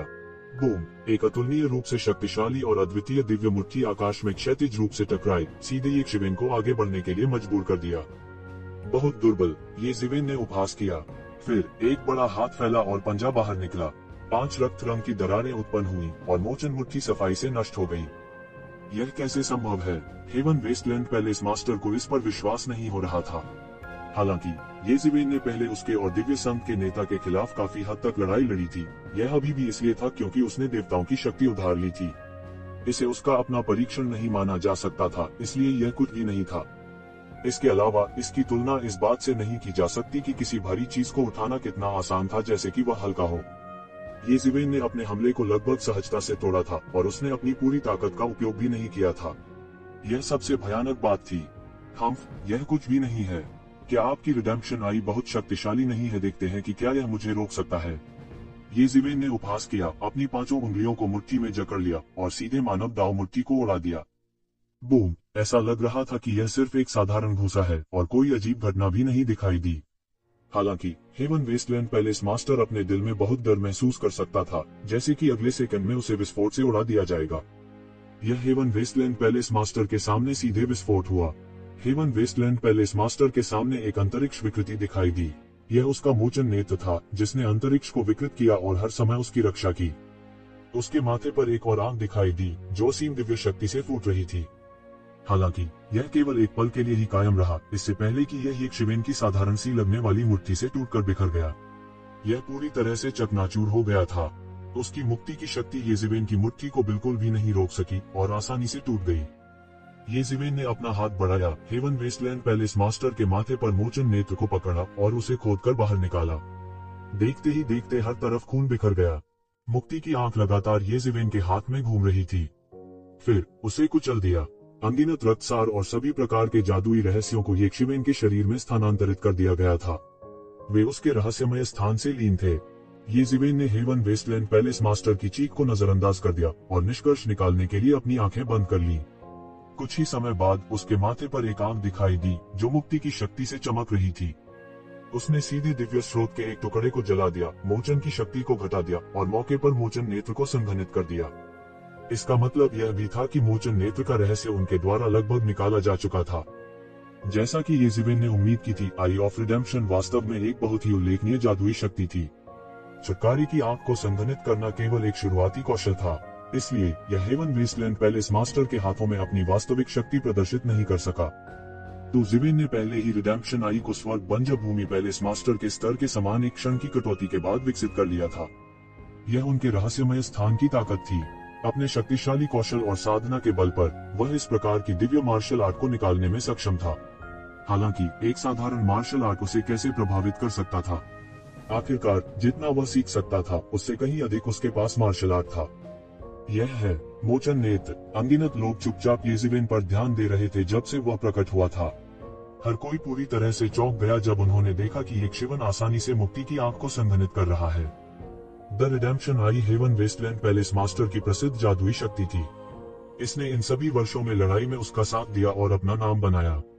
ऐसा कहा जाता था कि यह मोचन के महान भगवान की जादुई शक्ति थी। बाद में हेवन वेस्टलैंड पैलेस मास्टर ने गलती से इसे प्राप्त कर लिया और उसके लिए बड़ी उपलब्धियां हासिल की। किसने सोचा होगा कि एक शिवेन इतनी आसानी से मुक्ति की आंख को सघन कर सकती है? वह बिल्कुल असामान्य था। वह दूसरों को कैसे जीने दे सकता है? विशेष रूप से हेवन वेस्टलैंड पैलेस मास्टर गूंगा था। उसने अपने सिर पर खूनी छेद को ढक लिया और अविश्वास में अपनी आंखें चौड़ी कर लीं। इससे पहले कि वह मोचन नेत्र को संघनित कर पाता, उसने हजारों वर्षों तक मुक्ति की शक्ति को विकसित किया था। येशिवेन ने थोड़ी ही देर में मोचन नेत्र को संघनित कर दिया था। यह कैसे संभव हुआ? हालांकि वह महसूस कर सकता था कि येजिवेन के माथे पर मोचन की आंख वास्तव में वास्तविक थी। इसने मुक्ति की शुद्ध शक्ति का संचार किया। यह सिर्फ आकार में नहीं था, बल्कि वास्तव में बना था। दूसरे शब्दों में, येजिवेन ने थोड़े ही समय में अपने हजारों वर्षों के प्रयास को पार कर लिया था। यह सोचकर वह बस रोना चाहता था, लेकिन आंसू नहीं थे। वह और भी डरा हुआ था। पहली बार उसका दिल येशिवेन के लिए डर से भरा था। यह एक बहुत अच्छी जादुई शक्ति है। दुर्भाग्य से यह आपके हाथों में बर्बाद हो गया है। ध्यान से देखें, आज मैं आपको असली मोचन मुट्ठी देखने दूंगा। येजिवेन ने उपहास किया। उसने अपनी मुट्ठी भींच ली और छुटकारे की शक्ति पागलपन से घनीभूत हो गई। छुटकारे की शक्ति येजिवेन के शरीर पर पागलों की तरह जम गई थी। यह हेवन वेस्टलैंड टेम्पल मास्टर के हमले से भी अधिक शुद्ध और शुद्ध था। उसने अपनी मुट्ठी बंद कर ली और शक्ति विकृत हो गई, जो मोचन की दुनिया में बदल गई। यह कैसे संभव है? असंभव। स्वर्ग बंजर भूमि मंदिर मास्टर गुस्से से दहाड़ा। वह पूरी तरह से सहमत नहीं था और उसे विश्वास नहीं हो रहा था कि उसकी हजारों वर्षों की श्रमसाध्य साधना की तुलना येशिवेन की साधना से नहीं की जा सकती। वह नहीं जानता था कि येशिवेन की मार्शल आर्ट की समझ पहले ही डाओ पुष्टिकरण की दहलीज पार कर चुकी थी। रहस्यमय स्थान की खोज के साथ मिलकर वह चरम सीमा पर पहुंच गया था। इसलिए वह अपनी मुक्ति की शक्ति के सभी रहस्यों को आसानी से निकाल सकता था। यह बिल्कुल भी मुश्किल नहीं था। बूम! ये ज़िवेन की फिस्ट ऑफ रिडेम्पशन ने सीधे हेवन वेस्टलैंड टेम्पल मास्टर के शरीर पर वार किया और आई ऑफ रिडेम्पशन द्वारा बनाए गए रिडेम्पशन डोमेन को मौके पर ही तोड़ दिया। छुटकारे की शक्ति को विकसित करने के बाद ये ज़िवेन ने आखिरकार समझ लिया कि यह विकृत डोमेन छुटकारे का डोमेन था। यह बहुत ही अद्भुत था। यह लगभग सहज रूप से अजेय था, अन्यथा इसे पराजित करना बहुत कठिन होगा जब तक कि कोई बहुत अधिक शक्तिशाली बल न हो जो इसे एक पल में तोड़ सके। हालांकि उसका मोचन क्षेत्र बहुत मजबूत था, उसकी खुद की ताकत एक शिवेन की ताकत से बहुत कम थी। इसके अलावा मुक्ति की आंख को संघनित करने के बाद वह इस क्षेत्र के रहस्यों को आसानी से देख सकता था। इसमें कोई कठिनाई नहीं थी और उसने इसे आसानी से तोड़ा। Boom! Heaven wasteland temple master मौके पर ही गंभीर रूप से घायल हो गया। उसके शरीर के सभी बचाव और उपकरण एक पल में फट गए और यहाँ तक कि वह विस्फोट से घायल हो गया। बूम! वह सीधे एक पहाड़ से टकरा गया और पूरा पहाड़ टूटकर ढह गया और पहाड़ी से लुढ़क गया। ये ज़िवेन का आक्रमण एक छाया की तरह पीछा किया और एक और थप्पड़ के साथ पीछा किया। आह! मुझे मत मारो! स्वर्ग बंजर भूमि मंदिर मास्टर का दिमाग मौके पर ही ढह गया। उसे इतना बेचैन नहीं होना चाहिए था, लेकिन उसकी आत्मा एक शिवेन की छुटकारे की शक्ति से प्रभावित थी। इस समय वह वास्तव में डरा हुआ था। मैं कहूंगा यह कोई था जिसने हमें मानव जाति पर हमला करने के लिए उकसाया। यह वास्तव में हमारा अपना विचार नहीं था। हर कोई गूंगा था, विशेष रूप से मित्र देशों की सेना के अनगिनत विशेषज्ञ जो पूरी तरह से मारे गए थे। क्या यह कुछ ऐसा था जो स्वर्ग बंजर भूमि मंदिर के मास्टर कहेंगे? क्या यह कुछ ऐसा था जो स्वर्ग बंजर भूमि मंदिर के मास्टर, जो उनके दिलों में एक ईश्वर के समान मजबूत थे, कहेंगे? उसकी ईमानदारी कहाँ थी? उनका चरित्र कहाँ था? क्या ये ज़िवेन वास्तव में इतना भयानक है? यह पूरी तरह से अकल्पनीय था। वे पूरी तरह से अनजान थे कि वर्तमान स्वर्ग बंजर भूमि मंदिर भगवान भय से पूरी तरह से अभिभूत थे। ऐसा अत्याचारी विशेषज्ञ उसने कभी नहीं देखा था और न ही किसी ने उस पर इतना भयानक दबाव डाला था। कचरा, तुम्हारी हिम्मत कैसे हुई हमें धोखा देने की? मरो! अचानक एक ठंडी खर्राटे की आवाज सुनाई दी, जैसे आसमान से एक भयानक शक्ति उतरी और स्वर्ग बंजर भूमि हॉल मास्टर के शरीर पर उतरी। स्वर्ग बंजर भूमि हॉल मास्टर, जो पहले से ही गंभीर रूप से घायल था, कि मौके पर ही मौत हो गई। बचने के लिए कोई जगह नहीं बची। कौन मेरे सामने मारने की हिम्मत करता है? तू, ज़िवेन ने उपहास किया। उसने कोई चाल नहीं चली। वह इस पल का इंतजार कर रहे थे। उसका बड़ा हाथ सीधे शून्य की ओर लपका। अचानक कंपन के साथ शून्य विकृत हो गया। फिर शून्य में एक बड़ी दरार खुल गई। उस हमले के साथ ही ये ज़िवेन ने प्रतिद्वंद्वी के निर्देशांक को पकड़ लिया था और सीधे उसे नष्ट कर दिया था। टकराना, एक आकृति बमुश्किल ये ज़िवेन के बड़े हाथ को चकमा दे सकी और उसमें से डगमगा गई। उसने ये शिवेन को अविश्वास से देखा। वह पहले से ही अंतरिक्ष की अनगिनत परतों के पीछे छिपा हुआ था, लेकिन वह अभी भी एक शिवेन द्वारा पकड़ा गया था। उस पुरुष ने यह कैसे किया? यह अतुल्य था। ये ज़िवेन, यह बैंगनी शरीर वाली एक आकृति थी। यह 2 लोगों की ऊंचाई के बारे में था। इसका बैंगनी चेहरा और नुकीले थे।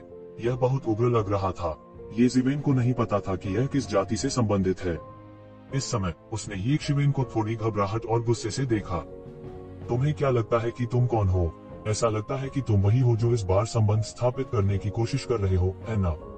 ये ज़िवेन ने उपहास किया और सीधे बैंगनी आदमी को देखा जिसका पूरा शरीर बैंगनी था।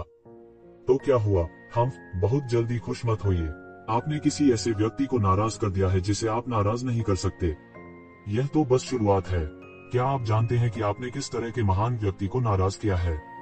बैंगनी आकृति ने एक क्रूर चेहरे के साथ कहा। तुम रक्त जेल हो। ये ज़िवेन ने अपने शरीर से रक्त जेल की एक मजबूत आभा महसूस की। वह अवश्य ही रक्त कारागार से आया होगा। कोई गलती नहीं थी। हाँ, मैं रक्त कारागार से हूँ। ये ज़िवेन, तुमने परमेश्वर के महान पुत्र को मार डाला है। तुम जल्द ही प्रतिशोध भुगतोगे। बैंगनी आकृति ने ठंडेपन से कहा। प्रतिशोध? मजाक मत करो। ये ज़िवेन जोर से हंसी, जैसे उसने सबसे हास्यास्पद बात सुनी हो।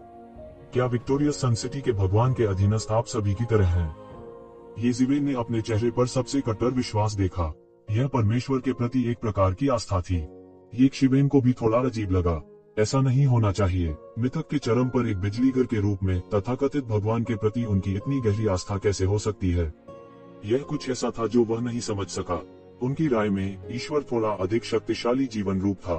वह समझ नहीं पा रहा था कि इस तरह की पूजा कहां से आ गई। हालांकि वह आने वाले व्यक्ति की पहचान का अंदाजा पहले ही लगा चुका था। यह विक्टोरियस सन सिटी का भगवान होना चाहिए। परमेश्वर का एकमात्र पुत्र जिसे उसके द्वारा मारा गया था, वह यंग मास्टर यांग था। तुम? बैंगनी आकृति अचानक उग्र हो गई। उसने महसूस किया कि एक शिवेन उसे नीचे देख रही थी। इसके अलावा उसने अपने पीछे भगवान का अपमान किया था। तुम्हें इसका फल भुगतना पड़ेगा। जब मेरे ईश्वर का ध्यान इस ओर होगा तब तुम्हारी मृत्यु का समय होगा। अगर वह आता है तो उसे आने दो, हालांकि मैं तुम्हें पहले मारूंगा। ये शिवेन उसके साथ बकवास करने के लिए बहुत आलसी थी। आज जो भी यहाँ आया था उसे मरना ही था, कोई अपवाद नहीं था। उसने अपना बड़ा हाथ फैलाया। यह बादल की मोटी परत की तरह था। यह बड़ा और बड़ा होता गया और अचानक दब गया। ऐसा लगा जैसे आसमान टूट पड़ा हो। बैंगनी आकृति को अचानक लगा कि आसपास का स्थान जम गया है। एक भयानक शक्ति ने उसे घेर लिया। यह एक प्रकार की महान शासन शक्ति थी। यह पूरी तरह से उसके ऊपर था। इस तरह की अनुभूति उसने केवल विक्टोरियस सन सिटी के भगवान से महसूस की थी। क्या इस व्यक्ति की तुलना विक्टोरियस सन सिटी के भगवान से की जा सकती है? कुछ असंभव नहीं। मेरे भगवान को एक नश्वर द्वारा मजबूर नहीं किया जा सकता है। उसने चाहे जो भी सोचा हो, इस भयानक शक्ति ने उसे जाने नहीं दिया। इसने उसे सीधे पकड़ लिया। टकराना, वह चिल्लाया और उड़ते हुए भेजा गया। उनका पूरा शरीर प्रकाश की धारा की तरह था। वह तोप के गोले की तरह हजारों मील दूर उड़ गया। इस भयानक शक्ति के सामने जिस ताकत पर उसे इतना गर्व था, वह कुछ भी नहीं थी। इसके विपरीत यह पूरी तरह से येज़िवेन द्वारा नियंत्रित किया गया था और वह आसानी से येज़िवेन द्वारा मारा गया था। येशिवेन ने ज्यादा नहीं सोचा। उसने उसे फिर से थप्पड़ मारा और समस्या हल कर दी। दहाड़! बैंगनी आकृति ने एक बड़ी दहाड़ निकाली। उनका शरीर एक प्रकार की प्रतापमय शक्ति से पूर्णतया उद्वेलित हो उठा। यह एक ईश्वर के पुनरुत्थान जैसा था। महत्वपूर्ण क्षण में उसने येशिवेन के थप्पड़ को रोक दिया। हालांकि उसका पूरा शरीर अभी भी नष्ट हो गया था, फिर भी वह घातक आघात से बचने में सफल रहा। उन्होंने मध्य हवा में बमुश्किल अपने शरीर को सहारा दिया। उनका पूरा शरीर एक राजसी शक्ति से भर गया था। ये लगातार उसके शरीर की मरम्मत कर रहा था, जिसे येशिवेन ने गंभीर रूप से घायल कर दिया था। उसके शरीर पर एक एक करके ताबीज और बड़ी बड़ी दाव रेखाएं दिखाई देने लगी। इससे उनकी ताकत लगातार बढ़ती गई। यह वास्तव में पौराणिक क्षेत्र के शिखर को पार कर गया। एक पल के लिए उसके पास वास्तव में दाव कन्फर्मेशन के मास्टर्स के साथ लड़ने की ताकत थी। येशिवेन ने मुक्ति की आंख खोली और सब कुछ स्पष्ट रूप से देखा। सब कुछ उनके नियंत्रण में था। बैंगनी आकृति के शरीर में एक ताबीज था। यह ताबीज शक्तिशाली शक्ति के साथ लगातार बढ़ रहा था। इसने उनकी ताकत को डाउ कन्फर्मेशन लेवल के मास्टर्स के बराबर बना दिया। उन्होंने तुरंत निष्कर्ष निकाला कि यह विजयी सन सिटी के भगवान द्वारा दिया गया एक प्रकार का ताबीज होना चाहिए। हालांकि इस तरह का ताबीज बनाना आसान नहीं था। यह केवल किसी के शरीर में सारी मार्शल शक्ति भरकर ही बनाया जा सकता है। येशिवेन को चिंता करने की कोई बात नहीं थी। यदि यह कहा जाए कि वह, जिसने अपना पद अर्जित किया है, एक अदब के व्यक्ति का प्रतिनिधित्व करता है, तो यह अदब के लोगों के बीच एक अधपका व्यक्ति था। वह उसके जितना अच्छा भी नहीं था। यह थोड़ा दिलचस्प है। बस समय आने पर मुझे शेंगयांग सिटी लॉर्ड की शक्ति की सीमा पर एक अच्छी नजर डालनी चाहिए। येशिवेन ने अपनी आंखें सिकोड़ ली। वह तनिक भी भयभीत नहीं था। इसके विपरीत उनकी लड़ाई की भावना बढ़ रही थी। उन्होंने डीएओ पुष्टिकरण स्तर की लड़ाई ताकत में प्रवेश किया था। पौराणिक क्षेत्र की एक साधारण चोटी को एक थप्पड़ से मारा जा सकता था। यह बैंगनी आकृति पीटने के लिए थोड़ी अधिक प्रतिरोधी थी। इसमें केवल 2 थप्पड़ लगेंगे। कुछ भी नहीं था। कोई वास्तविक विरोधी नहीं था जो उससे लड़ सके। यह थोड़ा दिलचस्प था। गर्जना, मेरे भगवान की निंदा करने की तुम्हारी हिम्मत कैसे हुई? मरो, मैं तुम्हें अपने भगवान की शक्ति देखने दूंगा। बैंगनी आकृति ने गर्जना की और तुरंत येशिवेन की ओर बढ़ी। उनका पूरा फिगर तोप के गोले जैसा था। वह प्रकाश की एक गेंद में बदल गया और मध्य हवा में आफ्टरमेज की एक श्रृंखला निकाली। इससे पहले कि कोई प्रतिक्रिया दे पाता, वो पहले ही येशिवेन के सामने दौड़ पड़ा। इससे पहले कि सबकी नजरें प्रतिक्रिया पाती, उसने पहले ही येशिवेन के चेहरे पर घूंसा मार दिया था। आप अभी भी इससे बहुत दूर हैं। क्या आपके पास इतना ही है? बहुत धीमा। समय रहते येशिवेन ने अपना हाथ उठाया और पंच को ब्लॉक कर दिया। भयानक टक्कर एक असीम शॉकवेव में बदल गई जो सभी दिशाओं में फैल गई। बैंगनी आकृति बार बार पीछे हटती है ताकि उसके शरीर में आने वाली सदमे की लहर को हल किया जा सके। उसके सामने येशिवेन बिल्कुल भी नहीं हिली। उसका हिलने का जरा सा भी इरादा नहीं था। विक्टोरियस सन सिटी के भगवान द्वारा दिया गया तावीज केवल इसी स्तर का है। तब मैं वास्तव में निराश हूँ। येशिवेन ने उपहास किया। उन्होंने उसे बिल्कुल भी गंभीरता से नहीं लिया। धिक्कार है मेरे भगवान, तुम पछताओगे। बैंगनी आकृति दहाड़ रही थी। उसका पूरा शरीर जल रहा था मानो आग लगी हो। वह सबसे शक्तिशाली शक्ति को संगठित करने के लिए अपने जीवन को जला रहा था। उसने अपनी स्वयं की जीवन शक्ति को प्रज्वलित किया था। उसका पूरा व्यक्तित्व जले हुए व्यक्ति के समान था। हालांकि उसकी आभा भी मजबूत और भयानक होती जा रही थी। भयानक आभा के घेरे चारों दिशाओं में फैल गए। 100 मील के दायरे में जो लोग समय रहते चकमा नहीं दे पाए उन्हें सीधे उड़ते हुए भेजा गया। कुछ कमजोर लोगों को सीधे कुचलकर मार डाला गया। इस स्तर में पहले से ही डाउ पुष्टिकरण का स्तर शामिल था। यह वर्जित क्षेत्र नहीं था जिसमें वे हस्तक्षेप कर सकें। आकाश को भरने वाली आबाही अंतरिक्ष को ढहाने के लिए काफी थी। यह इस स्तर तक शक्ति में जबरदस्त वृद्धि थी। ये ज़िवेन से अलग थी। ये ज़िवेन की दायरे की समझ भी उसी स्तर पर पहुंच गई थी, लेकिन उसका दायरा अभी उस तक नहीं पहुंचा था। बूम! अचानक येशिवेन के सामने की जगह बिखर गई। उसे पता नहीं कब, लेकिन पर्पल मैन पहले ही येशिवेन के सामने आ चुका था। उसने एक मुक्का मारा और अंतरिक्ष बिखरने वाली राक्षसी मुट्ठी शक्ति थी जो उसके मुक्के से नष्ट हो गई थी। आपके पास केवल शक्ति है, लेकिन आप इसका उपयोग करना नहीं जानते। ये ज़िवेन ने उपहास किया। वह उपहास किए बिना नहीं रह सका। आपके शरीर में वह ताबीज वास्तव में व्यर्थ है। इसे मेरे लिए पकड़ो। ये ज़िवेन की आंखें चमक उठी। इस ताबीज में देवताओं की भयानक शक्ति समाहित थी। इसे आत्मसात करना सामान्य लोगों के लिए संभव नहीं था। हालांकि वह अलग था। एक बार जब वह इस ताबीज में ऊर्जा को अवशोषित कर लेता है तो उसके दायरे को लगभग एक ही सांस में पोवांग दायरे के 8वें स्तर के शिखर तक पहुंचाने में सक्षम कहा जा सकता है। उसने अपना बड़ा हाथ बढ़ाया और सीधे बैंगनी आदमी की छाती पकड़ ली। निर्णय के दैवीय पंजा ने सीधे मौके पर बैंगनी आदमी के हमले को तोड़ दिया। जैसा कि ये ज़िवेन ने कहा, वह सिर्फ एक क्रूर व्यक्ति था जो केवल क्रूर बल का उपयोग कर सकता था। इसके अलावा वह क्रूर बल भी येशिवेन के स्तर की तुलना नहीं कर सकता था। बैंगनी आदमी हैरान और गुस्से में था। वो लगातार दहाड़ता रहा और सीधे येशिवेन के पंजे से बचने के लिए कुछ घूंसे मारे। ये ज़िवेन का आतंक उसकी शुरुआती उम्मीदों से पूरी तरह पार हो गया था। उसने सोचा कि विक्टोरियस सन सिटी के भगवान द्वारा दिए गए तावीज के साथ उसकी ताकत निश्चित रूप से छलांग और सीमा से आगे बढ़ेगी। यहाँ तक अगर उसका सामना दाव कन्फर्मिंग स्तर के मास्टर से होता है, तब भी उसके पास वापस लड़ने की शक्ति होगी। कौन जानता था कि येशिवेन की प्रगति वास्तव में इस हद तक आगे बढ़ चुकी थी। उसने किसी को निकलने का रास्ता नहीं दिया। वह स्पष्ट रूप से सही रास्ते पर था। हालांकि वह नहीं जानता था कि एक वास्तविक दाव पुष्टिकरण विशेषज्ञ कितना भयानक होता है। वह तावीज की शक्ति से भी येशिवेन को दबा नहीं सकता था। इसलिए वह कल्पना कर सकता था कि येशिवेन शायद पहले ही दाव की पुष्टि करने के लिए पहुंच गई थी। इस खबर का जिक्र पहले किसी ने नहीं किया था। नहीं, उसे जल्दी वापस जाना था और अपने प्रभु को सूचना देनी थी। अन्यथा उसे वास्तव में कुछ नुकसान उठाना पड़ सकता है, क्योंकि वह बिना तैयारी के पकड़ा गया था। यह सोचकर वह लगभग पलट गया और भागने ही वाला था। उनकी नजर में जुबान वर्ल्ड की सहयोगी सेनाएं केवल चींटियां थीं।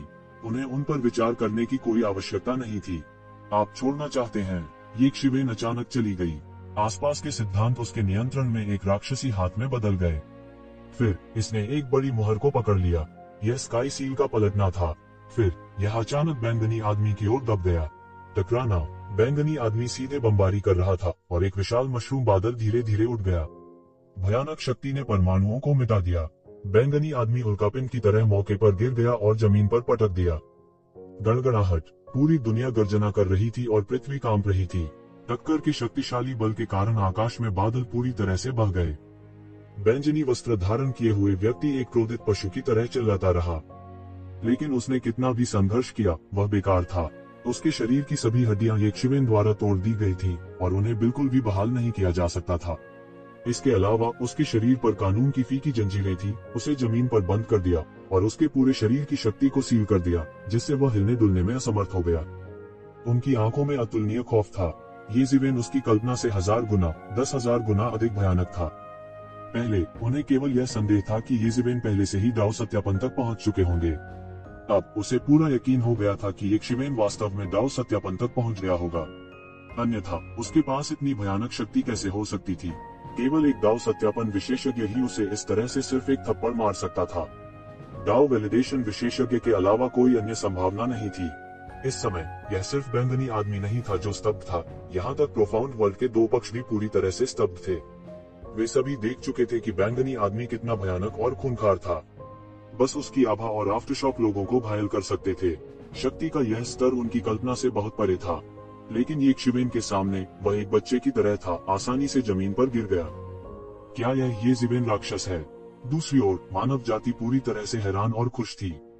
उन्हें उम्मीद नहीं थी कि येशिवेन इतना अत्याचारी होगा, लेकिन ये ज़िवेन जितना अधिक अत्याचारी था उनके लिए उतना ही अच्छा था और वे वापस लड़ने में भी सक्षम हो सकते थे। सभी ने अपनी सांसें थाम ली और युद्ध के मैदान के इस तरफ ध्यान केंद्रित किया। वे यह भी समझते थे कि वे कितना भी लड़े, यह बेकार है। असली जीत या हार अभी भी येज़िवेन और पर्पल मैन के बीच के परिणाम पर निर्भर थी। उनमें से कोई भी हो, वे उन्हें गंभीर रूप से घायल कर सकते थे और यह आसान होगा। लेकिन अब ऐसा लग रहा था कि येज़िवेन ने पूरी तरह से जीत हासिल कर ली थी। येज़िवेन ने एक कदम आगे बढ़ाया और पर्पल मैन के सामने आ गई। उसने अपना हाथ बढ़ाया और सीधे बैंगनी आदमी की छाती पकड़ ली। कुछ ही उसके हाथ ने सीधे बैंगनी आदमी की छाती को पकड़ लिया और उसने जबरदस्ती अपनी छाती से एक ताबीज निकाल लिया। बैंगनी आदमी चिल्लाया और मर गया। अपने शरीर को सहारा देने के लिए इस ताबीज के बिना वह अंत में और नहीं टिक सका और सीधे मर गया। और येज़िवेन का चौतरफा हमला सहन करना इतना आसान नहीं था। इस ताबीज के बिना वह कुछ भी नहीं था। जैसे ही ताबीज को बाहर निकाला गया, वह अचानक अनंत प्रकाश में फट गया। शक्तिशाली बल ने आकाश को हिला दिया और अकल्पनीय शक्ति के घेरे बह गए आकाश में उड़ना चाहते थे। हालांकि उसी क्षण येज़िवेन ने उसे पकड़ लिया और एक घूंट में निगल लिया। बूम! इस ताबीज की शक्ति सीधे येज़िवेन के शरीर में फट गई, जैसे कि वह कोई रास्ता निकालना चाहता हो, लेकिन यह इतना आसान कैसे हो सकता है। उसे येज़िवेन ने मौके पर ही दबा दिया और उसने उसमें ऊर्जा को परिष्कृत करना शुरू कर दिया। कुछ समय के लिए इसे पूरी तरह से परिष्कृत करने का कोई तरीका नहीं था, लेकिन यह लंबा नहीं होगा। तब तक उसके पास पोवान क्षेत्र 8वें स्तर के शिखर की शक्तिशाली ताकत होगी, और यह अज्ञात था कि वह अब कितना मजबूत था। उसकी निगाहें इधर उधर हो गईं, और इस समय लाखों गठबंधन सेनाएं येज़िवेन को इतनी आसानी से जीतते देख थोड़ी हक्की बक्की रह गईं।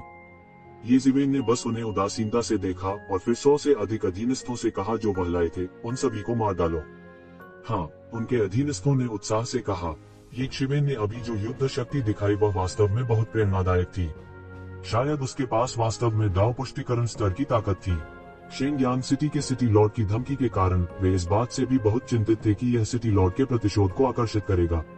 किसी भी मामले में, हालांकि वे येज़िवेन के साथ बाहर आए, वास्तव में वे अभी भी फ्लाइंग क्लाउड कैसल और स्काई बियरिंग कैसल के लोग थे। वे कैसे चिंतित नहीं हो सकते थे। अब जब येज़िवेन का प्रदर्शन इतना मजबूत था और यहाँ तक दाव पुष्टिकरण स्तर की तुलना में एक मास्टर के सामने भी वह एक पल में बह गया। इतनी ताकत के साथ उन्हें चिंता करने की कोई बात नहीं थी। जहाँ तक हुआन दुनिया के इन लोगों की बात है, वे उनके विचार के दायरे में बिल्कुल भी नहीं थे। अचानक करोड़ों गठबंधन सेना ने तुरंत प्रतिक्रिया दी और वे थोड़े स्तब्ध रह गए। वे हार गए, वे वास्तव में हार गए। शुरू से ही उनका पलड़ा भारी रहा। अब हालांकि वे पूरी तरह से नहीं हारे थे, बैंगनी आदमी येज़िवेन के हाथों मर गया था। कोई भी उन्हें सुरक्षा प्रदान नहीं कर सकता था, इसलिए यह लगभग घाटे का सौदा था। इसके विपरीत मानव कुल की ओर से उनके चेहरे खुशी से भरे हुए थे। उन्हें उम्मीद नहीं थी कि इस बार न केवल वे आपदा से बचने में सक्षम होंगे, बल्कि इससे भी महत्वपूर्ण बात यह है कि वे अपनी मातृभूमि पर आक्रमण करने वाले सभी आक्रमणकारियों को पकड़ने में सक्षम होंगे। एक मिनट रुको, येज़िवेन, क्या तुम जुबान की पूरी दुनिया के दुश्मन बनना चाहते हो? इस समय स्वर्गीय बादलों के शहर का सिटी लॉर्ड खड़ा हो गया। जुबान विश्व की सभी प्रमुख शक्तियां जिनका नाम लिया जा सकता था, यहाँ एकत्रित हुई थीं।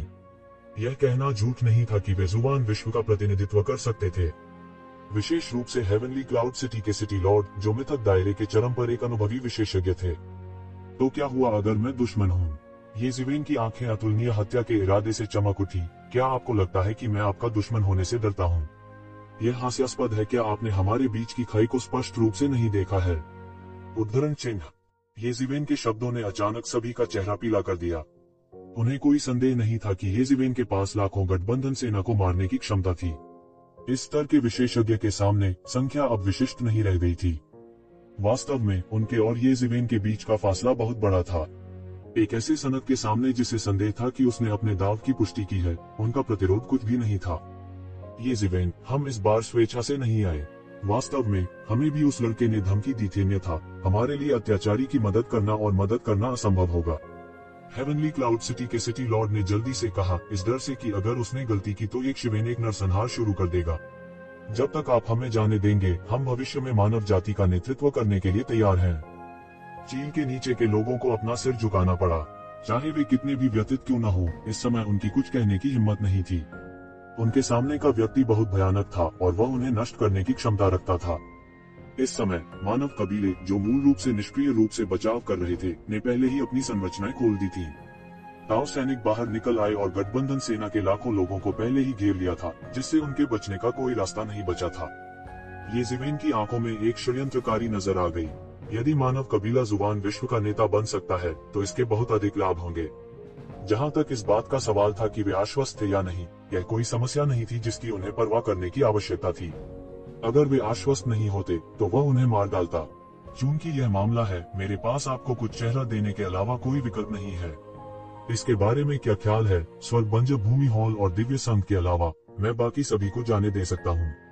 हालांकि शर्त यह है कि आपको विनिमय करना होगा स्वर्ग बंजर भूमि हॉल और दिव्य संघ के प्रमुख। अगले 2 अध्याय बहुत देर से आएंगे। मेरी वर्तमान अत्यंत भयानक स्थिति के आधार पर अगले 2 अध्याय बहुत धीमे होंगे और मुझे धीरे धीरे यह सोचने की आवश्यकता होगी कि उन्हें कैसे लिखा जाए। आपको आज रात मेरा इंतजार करने की जरूरत नहीं है। आप इसे कल सुबह पढ़ सकते हैं। चूंकि यह मामला है, मेरे पास आपको सामना करने के अलावा कोई विकल्प नहीं है। इसके बारे में कैसे स्वर्ग बंजर भूमि महल और दिव्य संघ के अलावा मैं बाकी सभी को जाने दे सकता हूँ। हालांकि शर्त यह है कि आपको इसे स्वर्ग बंजर भूमि महल और दिव्य संघ के प्रमुखों के साथ विनिमय करना होगा। तो ज़िवेन ने धीरे से अपनी शर्तें बताई। ये लोग उसके लिए बिल्कुल भी मेल नहीं खाते थे। उनमें से 1 करोड़ को मारना कोई समस्या नहीं होगी, लेकिन क्या वह रहस्यमय दुनिया में सभी को मार सकता है? वह यथार्थवादी नहीं था। ये ज़िवेन ने इस हद तक अपना दिमाग नहीं खोया था। यदि उसने वास्तव में ऐसा किया तो स्वर्ग का प्रकोप उसे मार सकता है। किसी की साधना जितनी मजबूत होगी, उतना ही वह तथाकथित स्वर्गीय दाव के अस्तित्व को महसूस कर सकता है। यद्यपि यह एक व्यक्तिपरक चेतना नहीं थी, यह अनगिनत कानूनों का संग्रह थी। कोई भी जीवन जो इन कानूनों को नष्ट करना चाहता है, वह स्वर्गीय दाव के हमले को आकर्षित करेगा। उदाहरण के लिए, एक छोटी सी दुनिया का स्वर्गीय दाव उसके लिए कुछ भी करने में सक्षम नहीं हो सकता है यदि वह पूरी दुनिया का वध करता है।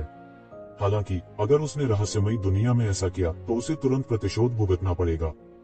जब तक वह रहस्यमय दुनिया में सभी को नहीं मार देता, तब तक मानव जाति को प्रमुख ताकतों के साथ बातचीत करनी होगी। हालांकि उन्होंने इस बात की परवाह नहीं की कि वे क्या सोचते हैं। वह हमेशा के लिए रहस्यमय दुनिया में नहीं रह सकते थे। अब वह आखिरकार समझ गया कि रहस्यमय दुनिया में वे पौराणिक अस्तित्व क्यों छोड़ेंगे। ऐसा इसलिए था क्योंकि यह स्थान अब उनके लिए और बेहतर होने के लिए उपयुक्त नहीं था। रहस्यमय दुनिया प्राचीन उजाड़ दुनिया जितनी अच्छी भी नहीं थी। हालांकि यह कहा गया था कि किसी के डीओ को साबित करने का एक मौका था, इसलिए इसने बड़ी संख्या में मिस्टीरियस रियल्म विशेषज्ञों को आकर्षित किया और धीरे धीरे अन्य दुनिया की तुलना में अधिक अत्याचारी बन गया। यह सब नहीं था। देवता परिवर्तन रसातल के अलावा दुनिया में सैकड़ों रहस्यमयी दायरे के विशेषज्ञ भी नहीं थे जहां ये ज़िवेन गए थे। हालांकि देवता परिवर्तन रसातल की तुलना में रहस्यमय दुनिया सिर्फ एक अधिक उन्नत दुनिया थी। उसे अपने लिए अधिक उपयुक्त दुनिया और अधिक उपयुक्त मंच की तलाश करनी थी। जाने से पहले उन्हें मानव जाति की समस्या से जूझना पड़ा। ये ज़िवेन के शब्दों ने तुरंत मित्र देशों की सेना के बीच खलबली मचा दी। किसी ने भी एक ज़िवेन के इतने क्रूर होने की उम्मीद नहीं की थी। यद्यपि दैवीय संघ और स्वर्ग बंजर भूमि पैलेस में संबद्ध बलों के आधे से अधिक का हिसाब था, लेकिन उन्हें शीर्ष विशेषज्ञों के मामले में कोई फायदा नहीं हुआ, खासकर जब यह पौराणिक विशेषज्ञों की बात आती है। चाहे जो भी हो, वे पूरी रहस्यमयी दुनिया का मुकाबला नहीं कर पाएंगे। वे ये ज़िवेन जितने शक्तिशाली नहीं थे। मूल रूप से वे मानव जाति का सफाया करने के लिए मिस्टीरियस वर्ल्ड की प्रमुख ताकतों के साथ शामिल हुए थे। स्वाभाविक रूप से वे आधे प्रयास के साथ 2 बार परिणाम प्राप्त करेंगे, लेकिन अब उन्होंने खुद को पैर में गोली मार ली थी। क्या तुम नहीं चाहते? फिर तुम सब मर जाओगे, ये ज़िवेन ने उदासीनता से कहा। उनकी आवाज तेज नहीं थी, लेकिन सबके दिल तक पहुंच गई। सबका रंग अचानक बदल गया। उन्हें कोई संदेह नहीं था कि एक ज़िवेन ऐसा करने में सक्षम थी। द डिवाइन अलायंस और हेवन वेस्टलैंड पैलेस ने हुआन वर्ल्ड की ताकतों से निपटने के लिए विदेशी दुश्मनों के साथ सांठगांठ की। वे फांसी के लायक हैं। स्वर्गीय बादलों के शहर प्रभु की अभिव्यक्ति बदल गई। तेज गर्जना के साथ उसने तुरंत हेवनली क्लाउड सिटी के विशेषज्ञों का नेतृत्व किया और डिवाइन यूनियन और हेवन वेस्टलैंड हॉल के विशेषज्ञों पर एक आश्चर्यजनक हमला किया। उनके नेतृत्व में सभी प्रमुख ताकतें अपने होश में आईं। यदि दिव्य संघ और स्वर्ग बंजर भूमि हॉल नहीं मरते तो वे मर जाते। उनके पास मौत से लड़ने के अलावा कोई चारा नहीं था। दिव्य संघ और स्वर्ग बंजर भूमि महल के विशेषज्ञों के लिए असहाय होकर मृत्यु की प्रतीक्षा करना असंभव था। उन्हें वापस लड़ना पड़ा। एक पल के लिए पूरी दुनिया अस्त व्यस्त हो गई थी। इसके विपरीत मानव जाति के विशेषज्ञ थोड़े हक्का बक्का रह गए। उन्हें उम्मीद नहीं थी कि आखिर में उन्हें कुछ करने की जरूरत भी नहीं पड़ेगी। ये ज़िवेन ने उन्हें एक दूसरे को मारने की स्थिति में लाने के लिए केवल कुछ शब्द कहे थे। दबंगई क्या थी? यह था, इस बार दिव्य संघ और स्वर्ग बंजर भूमि महल समाप्त हो गए हैं। भाई जियान सिंह ने विस्मय में कहा। सब कुछ बहुत जल्दी हुआ और उसके पास सोचने का समय नहीं था। वह मौत से लड़ने के लिए भी तैयार था। हालांकि स्थिति का विकास उनकी कल्पना से बहुत परे था। ऐसा नहीं था कि उसे समझ नहीं आया, लेकिन दुनिया बहुत तेज थी। वह कैसे नहीं समझ सकता था कि आज के बाद से दिव्य मिलन और स्वर्ग बंजर भूमि पैलेस को जुबान की दुनिया से हटा दिया जाएगा। मानव जाति या येज़ेबेल को कार्रवाई जारी रखने की कोई आवश्यकता नहीं थी। पूरी हुआन दुनिया उन्हें बर्दाश्त नहीं करेगी। डिवाइन यूनियन और हेवन वेस्टलैंड पैलेस के अधिकांश कुलीनों को मारने के बाद क्या हुआन वर्ल्ड की विभिन्न प्रमुख ताकतें डिवाइन यूनियन और हेवन वेस्टलैंड पैलेस को भविष्य में फिर से उठने का मौका देंगी? यह बिल्कुल असंभव था, इसलिए किसी भी दुर्घटना को रोकने के लिए खरपतवारों को काटना और जड़ों को खत्म करना आवश्यक था। अगर यह वह होता तो वह निश्चित रूप से ऐसा ही करता। कैसी निर्मम विधि, कैसी शातिर योजना। बाई जियानशिंग ने येज़ेबेल की ओर देखा। कुछ ही शब्दों में येज़ेबेल ने उन दो कोलोसी को पूरी तरह से नष्ट कर दिया था जो जुबान की दुनिया में अनगिनत वर्षों से खड़े थे। अब से अगर कुछ मछलियां भी जाल से छूट गई होती तो वे आवारा कुत्तों की तरह डर के मारे जी रही होती। यह वह सब कुछ था जो शक्तिशाली शक्ति ला सकती थी। इतनी शक्तिशाली शक्ति की तुलना में कोई भी अन्य बल केवल क्षणभंगुर बादल थे। केवल स्वयं की शक्ति ही मौलिक थी और सब कुछ। पूरा युद्ध क्षेत्र उल्टा हो गया। लाखों लोग जो एक पल पहले कंधे से कंधा मिलाकर लड़ रहे थे अब आपसी हत्या की स्थिति में आ गए हैं। खून नदी की तरह बहने लगा। हर पल सैकड़ों और हजारों विशेषज्ञ मारे गए। खून के छींटे और एक नदी बन गई। इन विशेषज्ञों की नाराजगी मानव जाति की पैतृक भूमि को मृत्यु की भूमि में बदलने के लिए पर्याप्त थी। भविष्य में एक दिन यह एक असुर नरक में परिवर्तित हो जाएगा।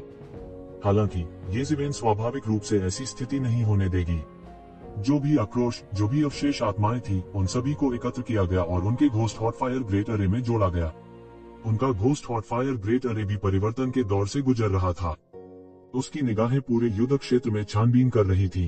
एक बार जब वह किसी को भागते हुए देखता तो वह उसे मौके पर ही मार देता। उसके हाथ से कोई न बच सका। उसका हृदय लोहे और पत्थर के समान कठोर था। वह किसी भी चीख से नहीं हिलता था। वह जाने से पहले मानव जाति के लिए एक अभेद्य नींव रखना चाहते थे। यह उन्हें मौखिक रूप से आत्मसमर्पण करने के लिए मजबूर करने के लिए काफी दूर था। उन सभी को मानव जाति के युद्ध रथ में बांध कर ही इसे पूर्ण माना जा सकता था। हालांकि विक्टोरियस सन सिटी का भगवान भयानक था, लेकिन येज़ेबेल किसी के साथ छल करने वाली नहीं थी। येज़ेबेल की आंखें खोजती रहीं। उसने सीधे मुक्ति की आंखें खोली। वह जहां भी जाता उसे अंतरिक्ष की परतें भी स्पष्ट दिखाई देती। अतीत में वह केवल पास के उपअंतरिक्ष में कुछ असामान्यताओं को देख सकता था। छुटकारे की आंखों से वह सब कुछ साफ साफ देख सकता था। यह वास्तव में एक उल्लेखनीय जादुई क्षमता थी। वह दिव्य संघ नेता के ठिकाने की खोज कर रहा था। इस बार उन्होंने केवल वास्टलैंड पैलेस के भगवान को पाया, लेकिन दिव्य संघ नेता के ठिकाने को नहीं। इससे वह थोड़ा निराश हुआ। वह कैसे सहज महसूस कर सकता था जब ऐसा विरोधी जो किसी भी समय डीएओ सत्यापन में प्रवेश कर सकता था उस पर लालच से नजरें गड़ाए हुए था। वह डरा नहीं था। हालांकि यदि दैवीय संघ के नेता जिन्होंने दाव मान्यता प्राप्त की थी वापस आ गए तो आज की स्थिति मानव जाति पर फिर से प्रकट होगी। वह इस छिपे हुए खतरे को जाने नहीं दे सकता था। हालांकि युद्ध के मैदान में गश्त के बाद उन्हें दिव्य संघ के नेता का ठिकाना नहीं मिला। वह थोड़ा निराश हुए बिना नहीं रह सका। ऐसा लग रहा था कि दिव्य संघ नेता इस बार यहाँ नहीं थे। वह बचने के लिए काफी भाग्यशाली था। हालांकि इसकी मदद नहीं की जा सकती थी। यह युद्ध 10 दिन और 10 रात तक चला। ऐसी परिस्थितियों में जब येज़ेबेल और उनके सैकड़ों अधीनस्थों ने हस्तक्षेप नहीं किया, लड़ाई 10 दिनों और 10 रातों तक चली। रक्त एक नदी की तरह बहता था और लाशें पहले से ही मानव जाति की पैतृक भूमि को घनीभूत कर चुकी थी। कई संरचनाएं हर समय काम कर रही थी जिससे ये रक्तसार पृथ्वी में एकीकृत हो सके। येज़ेबेल द्वारा सारी शत्रुता दूर करने के बाद यह स्थान खेती की पवित्र भूमि बन जाएगा, एक खेती की पवित्र भूमि जो खून से सींची जाती है। अंत में जब दिव्य संघ और बंजर भूमि पैलेस के अंतिम विशेषज्ञ का सिर काट दिया गया तो संबद्ध सेना, जिसमें मूल रूप से लाखों लोग थे, अब केवल सैकड़ों हजारों के साथ रह गए थे। ऐसा इसलिए था क्योंकि उनके पास विशेषज्ञों का लाभ था। अन्यथा वे दिव्य संघ और बंजर भूमि महल के विशेषज्ञों के हाथों पूरी तरह से नष्ट हो गए होते। सहयोगी सेनाओं के शेष विशेषज्ञ सभी हत्यारे थे, जैसे असुर जो खूनी नरक से रेंगकर बाहर आए थे। हालांकि वे अभी भी डर से भरे हुए थे जब उन्होंने येज़ेबेल को देखा।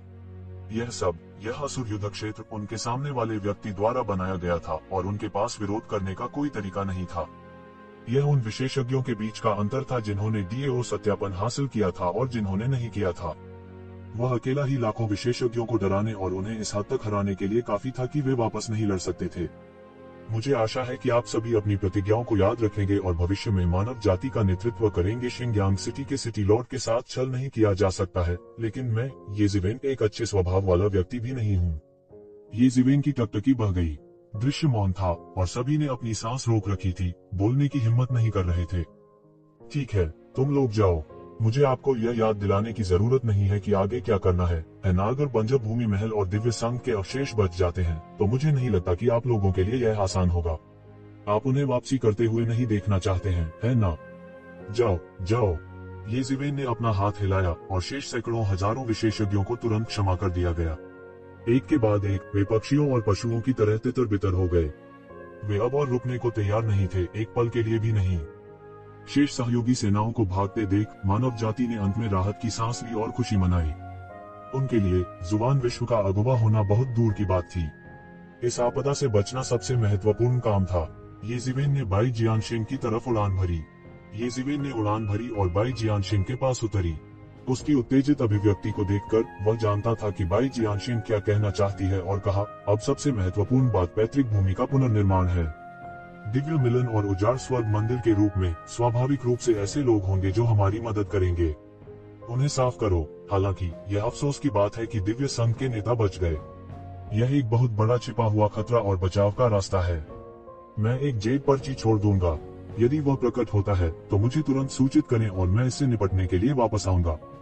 उसने बाई जियानशिंग को एक जेड पर्ची सौंपी जिसमें उसकी आत्मा की झलक थी। जब तक वह उसे कुचलता, वह उसे तुरंत महसूस कर पाता और तुरंत वापस भाग जाता।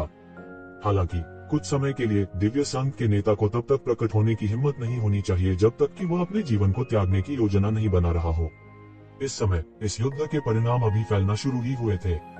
इस लड़ाई के अंत के बाद पूरी हुआन दुनिया में अनगिनत अफवाहें फैल गईं। इस लड़ाई से जुबान वर्ल्ड पूरी तरह से हैरान था। यह कहा जाना चाहिए कि इस लड़ाई से पूरी दुनिया पूरी तरह से स्तब्ध थी। किसी को उम्मीद नहीं थी कि लड़ाई इस तरह बदल जाएगी। सबकी राय में यह लड़ाई बिल्कुल एक तरफा थी और इसके सिवा कोई संभावना ही नहीं थी। मिस्टीरियस वर्ल्ड की सहयोगी सेना के लाखों अभिजात वर्ग सब कुछ मिटा देने के लिए पर्याप्त थे। किसी ने कभी किसी ऐसे बल के बारे में नहीं सुना था जो ऐसी लड़ाकू शक्ति का विरोध कर सके। हालांकि अंतिम परिणाम चौंकाने वाला था। न केवल संबद्ध सेना पराजित हुई, बल्कि उनमें से केवल कुछ लाख ही बच पाए, जबकि डिवाइन यूनियन और हेवन वेस्टलैंड मंदिर पूरी तरह से नष्ट हो गए। इस परिणाम ने अनगिनत लोगों को पूरी तरह से स्तब्ध कर दिया। किसी ने कभी नहीं सोचा था कि यह मित्र देशों की सेना के भीतर नरसंहार में बदल जाएगा। अंत में वे मनुष्यों के हाथों नहीं बल्कि एक दूसरे के हाथों मरे। यह सब येज़ेवेन के एक वाक्य के कारण था। अगर वह चाहता था कि वे आत्महत्या करें तो उन्हें आत्महत्या करनी होगी। इस तरह के भयानक अस्तित्व ने तुरंत ही येज़ेवेन के खतरे के स्तर को कई स्तरों तक बढ़ा दिया। यह अफवाह थी कि येज़ेवेन ने पहले ही अपने ताव को साबित कर दिया था, नहीं तो वह इतना भयानक न होता। इसके अलावा वह सैकड़ों उच्च स्तरीय और यहाँ तक चरम पौराणिक अस्तित्वों को वापस लाया था। केवल ये पौराणिक विशेषज्ञ अकेले ही सभी विरोधों को दबाने के लिए पर्याप्त थे। यह नकली होना चाहिए। यह कैसे संभव है? मुझे विश्वास नहीं होता। मुझे बिल्कुल विश्वास नहीं होता। करोड़ों लोग येज़ेवेन को नहीं हरा सकते। क्या वह राक्षस है? क्या उसने पहले ही अपना दांव सिद्ध कर दिया है जब तक कि वह दांव सत्यापन विशेषज्ञ नहीं है? यहाँ तक एक शीर्ष पौराणिक विशेषज्ञ भी मर जाएगा यदि उन्हें लाखों लोगों द्वारा ढेर कर दिया गया हो। उद्धरण चिन्ह। फ्रंटलाइंस की खबरों के अनुसार येज़ेवेन ने निश्चित रूप से दांव सत्यापन की स्थिति में प्रवेश कर लिया है। अन्यथा इतने सारे लोगों के लिए उसके आदेशों को सुनना असंभव होता। उनमें से कई शिखर पौराणिक विशेषज्ञ हैं। तरह तरह की अफवाहें फैल रही थीं। कोई नहीं जानता था कि येज़ेवेन किस स्तर तक पहुंच गई थी। वे केवल इतना जानते थे कि उनका कौशल अविश्वसनीय स्तर पर पहुंच गया था। स्वर्ग बंजर भूमि मंदिर मास्टर, जो एक चरम पौराणिक विशेषज्ञ थे, उनके द्वारा एक ही थप्पड़ से गंभीर रूप से घायल कर दिया गया था। वो येज़ेवेन के लिए बिल्कुल भी मैच नहीं था। लेकिन कोई फर्क नहीं पड़ता कि सभी ने क्या सोचा था। येज़ेवेन की वापसी के कारण पूरी हुआन दुनिया की स्थिति पूरी तरह से फिर से लिख दी गई थी। मानव जाति, जो मूल रूप से पूरी तरह से कमजोर स्थिति में थी और बमुश्किल प्रथम श्रेणी की ताकत के रूप में मानी जा सकती थी, ने पूरे हुआन विश्व का नेता बनने के लिए छलांग लगा दी थी। हालांकि मानव जाति की नींव अभी भी अपर्याप्त थी और उनकी जाति के लीजेंड विशेषज्ञ अभी भी पूरी दुनिया के वर्तमान नेता की स्थिति का समर्थन करने के लिए पर्याप्त मजबूत होने से बहुत दूर थे। यह बिल्कुल भी मायने नहीं रखता था, क्योंकि ये के साथ येज़ेवेन का अस्तित्व वे हिम्मत नहीं करेंगे अवज्ञा करना, आज्ञा का उल्लंघन करना, आज्ञा भंग करना। येज़ेवेन के स्तर पर संख्या और न जाने क्या क्या उसके लिए अब कोई खतरा नहीं था। एक बार जब वह क्रोधित होता तो आकाश और पृथ्वी उलट जाते। मारने का इरादा जमीन से उठेगा और यह कुछ ऐसा नहीं था जिसकी कोई सामान्य व्यक्ति कल्पना कर सकता है। वह अकेला ही 1 लाख वर्ष या यहाँ तक कि 1 लाख वर्ष की नींव के बराबर था। डाउ कन्फर्मिंग विशेषज्ञ से अधिक भयानक कुछ भी नहीं था। इसके अलावा सभी की राय में, क्योंकि ये ज़िवेन ने पहले ही अपने डीओ को साबित कर दिया था, वह निकट भविष्य में नहीं मरेगा। जब तक उसे किसी अप्रत्याशित घटना का सामना नहीं करना पड़ा, तब तक वह बहुत लंबे समय तक मानव जाति की रक्षा कर सकता था। ऐसी स्थिति में भले ही वे 10,000 अनिच्छुक हों, फिर भी उन्हें राजी होना ही था, क्योंकि इस दुनिया में उनके बोलने के लिए जगह ही नहीं थी। इसके अलावा यह एक और डाउ पुष्टिकरण विशेषज्ञ होने की संभावना थी जो अनगिनत वर्षों से गहन दुनिया में प्रकट हुआ था। पिछली बार एक डाउ पुष्टिकरण विशेषज्ञ बहुत समय पहले दिखाई दिया था। यह इतना लंबा था कि कुछ बड़ी ताकतों के अलावा जिनका लंबा इतिहास था, कोई निश्चित रूप से नहीं कह सकता था। इसके अलावा उस समय के भव्य अवसर को प्राचीन पुस्तकों में रिकॉर्ड होने पर भी नहीं देखा जा सकता था। अब यह अलग था। ये ज़िवेन दुनिया के वर्तमान भगवान हो सकते हैं, अजेय।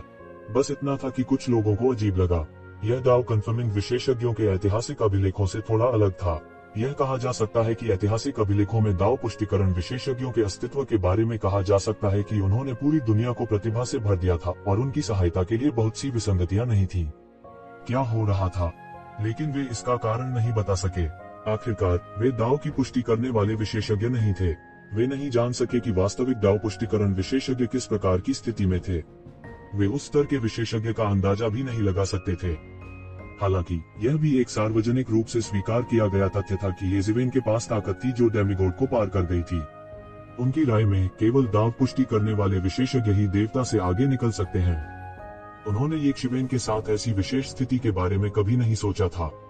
दूसरे शब्दों में, वे सोच भी नहीं सकते थे कि ऐसा भी हो सकता है। भगवान के सामने, चाहे वे इच्छुक हो या नहीं, उन्हें आकर पूजा करनी थी। यह एक तीर्थ यात्रा थी, डाउ पुष्टिकरण विशेषज्ञ के लिए सम्मान का एक रूप।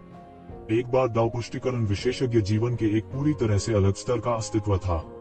यह सड़क पर इंसानों और चींटियों के बीच अंतर जैसा था। वे बिल्कुल समान स्तर पर नहीं थे। ये ज़िवेन ने मानव वंश की पैतृक भूमि में उनकी पूजा स्वीकार की। हालांकि वह डाउ कन्फर्मिंग तक नहीं पहुंचा था, उसकी युद्ध शक्ति वास्तव में डाउ कन्फर्मिंग स्तर में प्रवेश कर गई थी और उसके पास वास्तव में ऐसा करने की योग्यता थी। वह अच्छी तरह जानता था कि इनमें से कुछ लोग सच्चे दिल से उसकी पूजा करने आए थे, हालांकि उनमें से कुछ वास्तविक स्थिति की जांच करने आए थे। जब तक ये ज़िवेन उनके सामने अपने ताव को साबित नहीं कर देती, वे हमेशा शंकालु रहेंगे।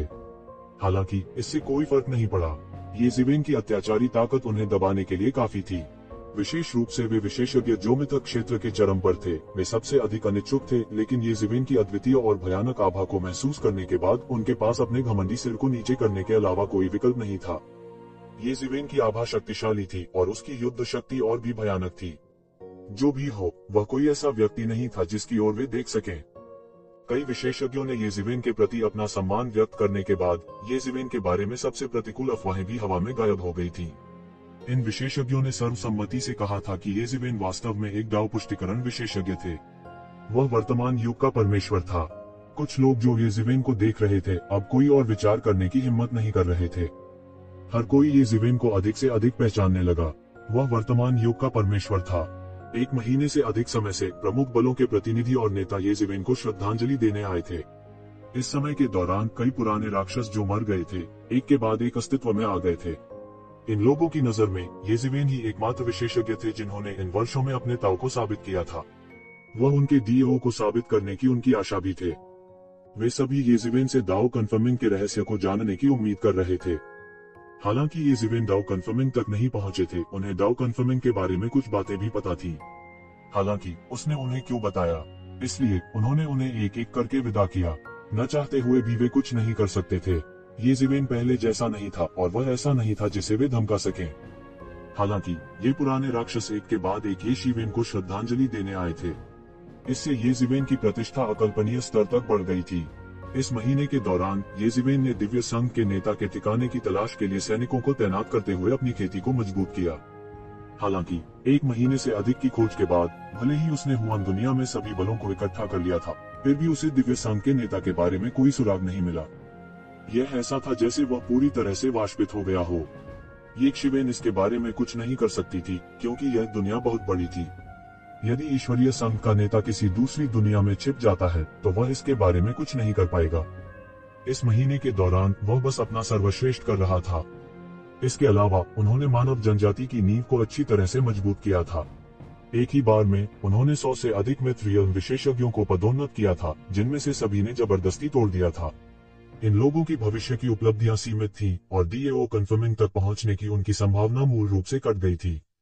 हालांकि वे अभी भी बहुत आभारी थे। यदि ये शिवेन नहीं होते तो वे अपने जीवन काल में मिथक के दायरे को पार नहीं कर पाते।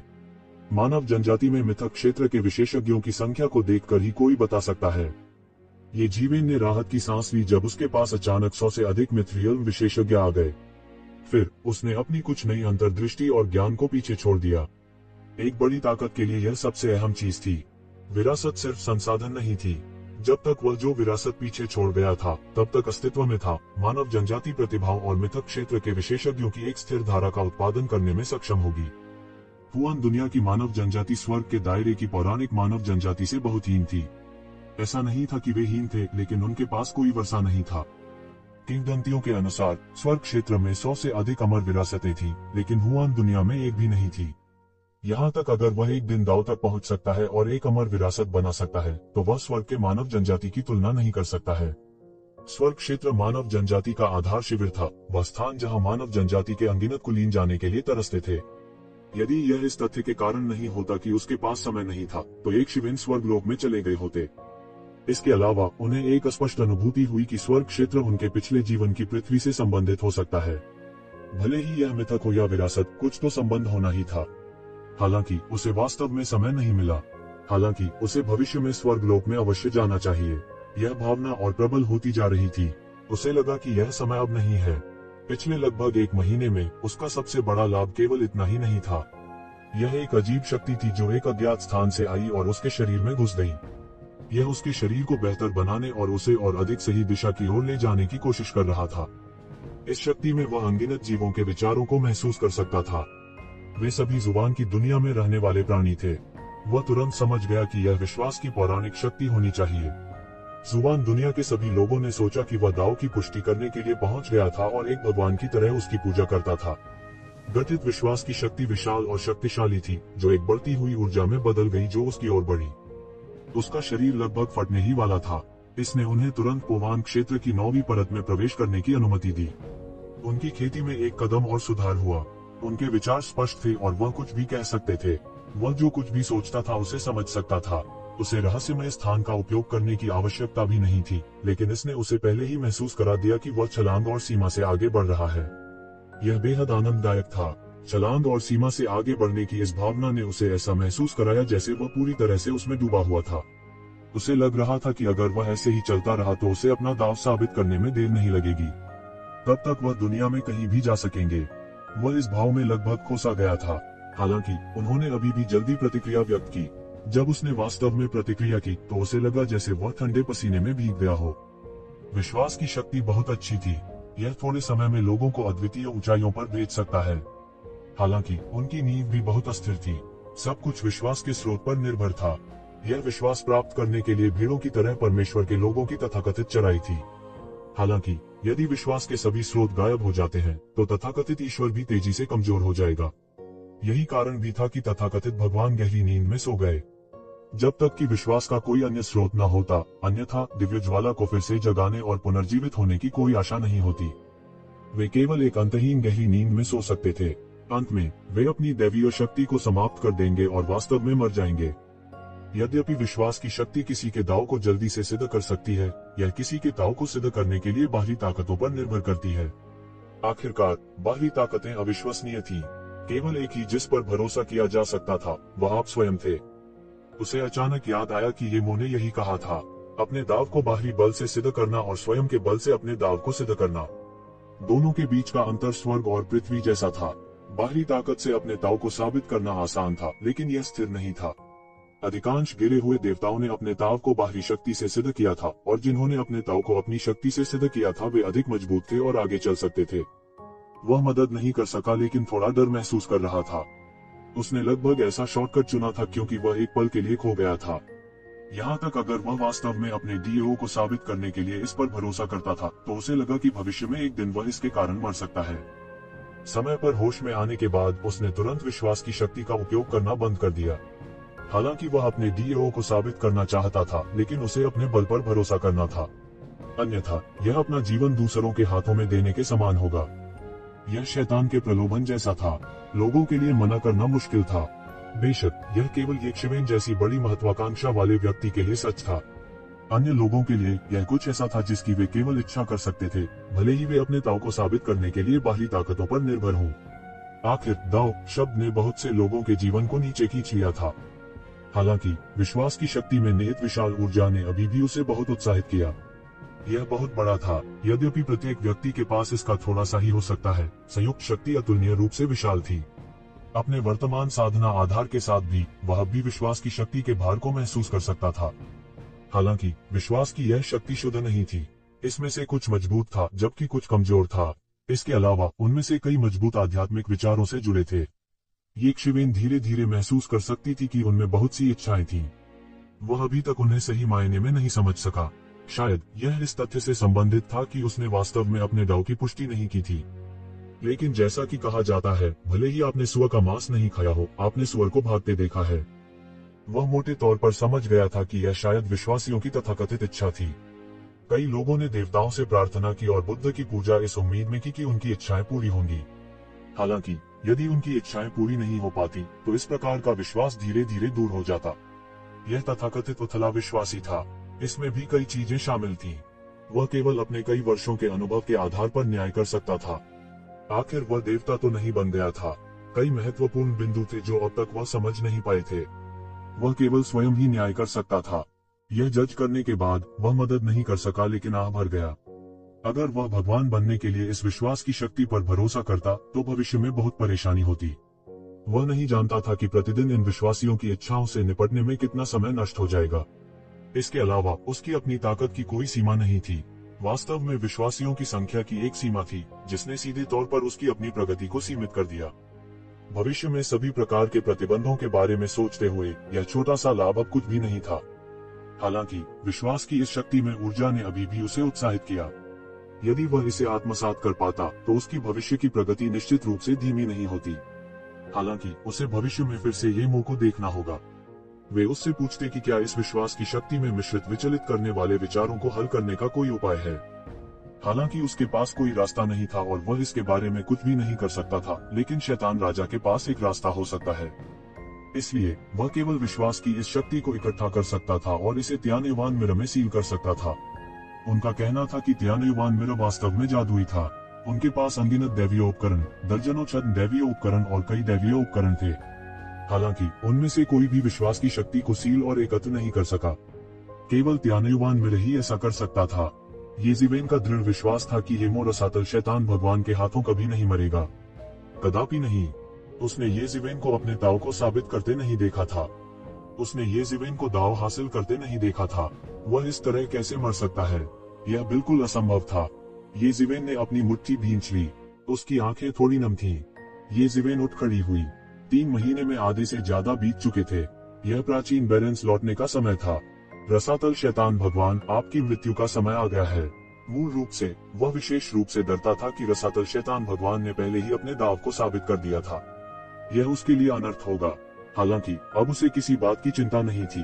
अत्याचारी शक्ति होने से अधिक महत्वपूर्ण क्या था? चाहे कुछ भी हो जाए, उसे इससे निपटने का पूरा भरोसा था। इसके अलावा समय की इस अवधि के दौरान, हालांकि वह समय के साथ पीछे हट गया, विश्वास की शक्ति जो पहले बड़ी थी उसकी साधना में परिवर्तित हो गई थी।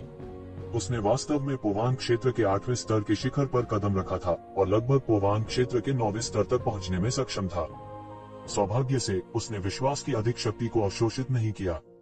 इससे उनकी नींव प्रभावित नहीं होगी। अन्यथा यदि उसकी सारी नींव विश्वास की शक्ति में परिवर्तित हो जाती तो यह ड्रग्स लेने जैसा होता। वह इससे कभी छुटकारा नहीं पा सकेगा। उसने बाई जियानशेंग को बुलाया।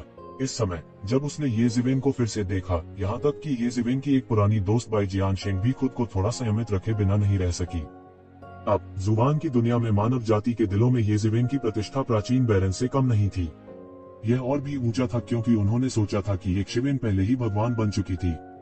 इतने सालों के बाद मानव जाति के पास एक बार फिर एक व्यक्ति था जिसने अपने दाव को सिद्ध किया और भगवान बन गया। इसके अलावा वह अक्सर अपनी मां की दौड़ से चूक जाते थे। वह कुछ लोगों की तरह नहीं थे जो अपने दाव को साबित करके सीधे चले गए। जुबान की दुनिया में अभी भी कुछ लोग हो सकते हैं जो असंतुष्ट थे, लेकिन मानव जाति के बीच वे येज़िवेन के कट्टर समर्थक थे। उनके सबसे मजबूत विश्वासी लगभग सभी मानव जाति में थे। हालांकि बाई जियांशिंग खुले विचारों वाली थी, लेकिन उनके बीच का अंतर बहुत बड़ा था। उसने येज़िवेन का मार्गदर्शन प्राप्त करने के बाद ही पोवांग दायरे के 5वें स्तर पर कदम रखा था। वे बिल्कुल समान स्तर पर नहीं थे। यदि येज़िवेन ने सैकड़ों पौराणिक विशेषज्ञों को पदोन्नत नहीं किया होता, तो वह पूरी हुआन दुनिया को अपने दम पर नियंत्रित करने में सक्षम नहीं होता। हालांकि येज़िवेन के अस्तित्व के कारण उन्होंने कुछ भी करने की हिम्मत नहीं की। येज़िवेन अंततः छोड़ देंगे। जब वह समय आया, अगर वे कुछ करने की कोशिश करते हैं तो बाई जियांशिंग क्या कर सकती हैं? येज़िवेन ने गहरी सांस ली और कुछ नहीं बोली। वह पहले से ही इसका अभ्यस्त था और यह पहली बार नहीं हुआ था। मुझे तुरंत प्राचीन जंगल में वापस जाना है। मेरे पास उसके बाद भी संभालने के लिए चीजें हैं, इसलिए मैं वापस नहीं आ सकता। मैं उन आधे लोगों को छोड़ दूंगा जिन्हें मैं तुम्हारे साथ अपने साथ लाया था। अगर आपको किसी चीज की जरूरत है तो आप उनके माध्यम से मुझसे संपर्क कर सकते हैं। उनके साथ होने के कारण जब तक कि ईश्वरीय संघ का नेता अपने दाव को साबित नहीं कर देता, वह वापस लौटने पर भी कुछ नहीं कर पाएगा, येज़िवेन ने कहा। येज़िवेन द्वारा लाए गए पौराणिक विशेषज्ञ येज़िवेन के सामने आज्ञाकारी पोते की तरह लग सकते हैं, लेकिन वास्तव में उनमें से कौन अतीत में एक सर्वशक्तिशाली व्यक्ति नहीं था। इसके अलावा उनमें से कुछ चोटी के पौराणिक विशेषज्ञ भी थे। भले ही ईश्वरीय संघ नेता लौट आए, वह कुछ भी नहीं कर पाएगा। एकदम बढ़िया, बाई जियांशिंग ने उत्साह से कहा। इन लोगों के साथ जो येज़िवेन अपने साथ लाए थे, हुआन की दुनिया में असंबद्ध ताकतें कोई लहर नहीं बना पाएंगी। वे उन्हें अपने हाथ के एक झटके से दबाने में सक्षम होंगे और मानव जाति एक छलांग में शीर्ष शक्ति बन जाएगी। उन्हें येज़िवेन पर भरोसा करने की जरूरत नहीं होगी, इसलिए उनके पास धीरे धीरे अपनी प्रतिष्ठा विकसित करने और एक मजबूत नींव विकसित करने का समय होगा। एक छिपी हुई जगह चुने। मैं वहां एक ट्रांसमिशन एरे स्थापित करूंगा। यदि आवश्यक हो तो मैं समय पर वापस जाने में सक्षम हो जाऊंगी, येज़िवेन ने कहा। साथ ही जिन लोगों को मैंने यहाँ छोड़ा था, उन्हें भी समय समय पर घुमाया जाएगा। हालांकि याद रखें कि बाहरी लोगों को इसके बारे में पता न चलने दे। रोटेशन का समय अत्यंत महत्वपूर्ण है, समझना। चिंता मत करो, मैं समझता हूँ, बाई जियांशिंग ने उत्साह से कहा। इस तरह के एक संचरण सरणी के साथ उनका सुरक्षा कारक निस्संदेह कुछ स्तरों से बढ़ जाएगा। यहाँ तक अगर दिव्य संघ नेता लौट आए तो यह बेकार होगा। बेशक येज़िवेन दिव्य परिवर्तन रसातल से लौटने के लिए एक संचरण सरणी स्थापित करना चाहता था। इतनी लंबी दूरी की कीमत स्वाभाविक रूप से चौंकाने वाली थी। हालांकि उनकी राय में यह सब इसके लायक था। समय आने पर उन्होंने प्राचीन जंगल और ट्रू मार्शल डोमेन में एक ट्रांसमिशन सरणी स्थापित करने की भी योजना बनाई ताकि वह किसी भी समय आगे और पीछे यात्रा कर सकें। यह कुछ ऐसा था जो उसने रक्त कारागार में जाने के बाद सीखा था। ब्लड जेल में बहुत कम विशेषज्ञ थे जो वास्तव में स्वतंत्र कृषक थे। उनमें से अधिकांश अस्तित्व थे जो हवा को बुला सकते थे और बारिश को अपने अपने संसार में बुला सकते थे। उनकी देखभाल करने के लिए उनकी अपनी सेना भी थी। बेशक उनके पास हर कीमत पर येज़िवेन की तरह एक विशाल ट्रांसमिशन सरणी स्थापित करने की क्षमता नहीं थी। उनके प्रसारण सरणी को अभी भी अपने गंतव्य तक पहुंचने से पहले कई मोड़ों से गुजरना पड़ा। हालांकि इसमें थोड़ी परेशानी थी, लेकिन लागत भी कम थी। इसके अलावा यह धीरे धीरे वापस उड़ने से कहीं बेहतर था। ट्रांसमिशन एरे को सेट करने और आधे लोगों को पीछे छोड़ने के बाद येज़िवेन और नहीं रुकी। उसने तुरंत जुबान वल छोड़ दिया, भयानक जबरदस्ती के बिना, जिसे येज़िवेन ने जानबूझकर जुबान की दुनिया के आधे से अधिक हिस्से को कवर करने के लिए बनाया था। बड़ी ताकतों ने राहत की सांस ली। हालांकि इससे पहले कि वे अपनी सांसें रोक पाते, उन्होंने पाया कि हालांकि येज़िवेन जा चुका था, लेकिन उसने आधे से अधिक विशेषज्ञों को पीछे छोड़ दिया था। 50 से अधिक उच्च स्तरीय पौराणिक विशेषज्ञ थे। सैकड़ों पौराणिक विशेषज्ञों के अलावा जिन्हें येज़िवेन ने बढ़ावा दिया था, दिव्य संघ और स्वर्ग बंजर भूमि महल की उच्च अंत युद्ध शक्ति शायद केवल इतनी ही थी। ये विशेषज्ञ भी निष्क्रिय नहीं रहे। उन्होंने तुरंत दिव्य संघ और हेवन वेस्टलैंड पैलेस के विशेषज्ञों की खोज में भाग लिया। वे दुनिया में गहराई तक गए और पूरी दुनिया में ईश्वरीय मिलन और स्वर्ग बंजर भूमि के गढ़ों को उखाड़ फेंका। वे वज्र की तरह अजेय थे, जिससे हर कोई वास्तव में उनकी भयानक युद्ध शक्ति का गवाह बन सके। भले ही येज़िवेन ने छोड़ दिया था, मानव जाति कोई नहीं थी जिसे धमकाया जा सके।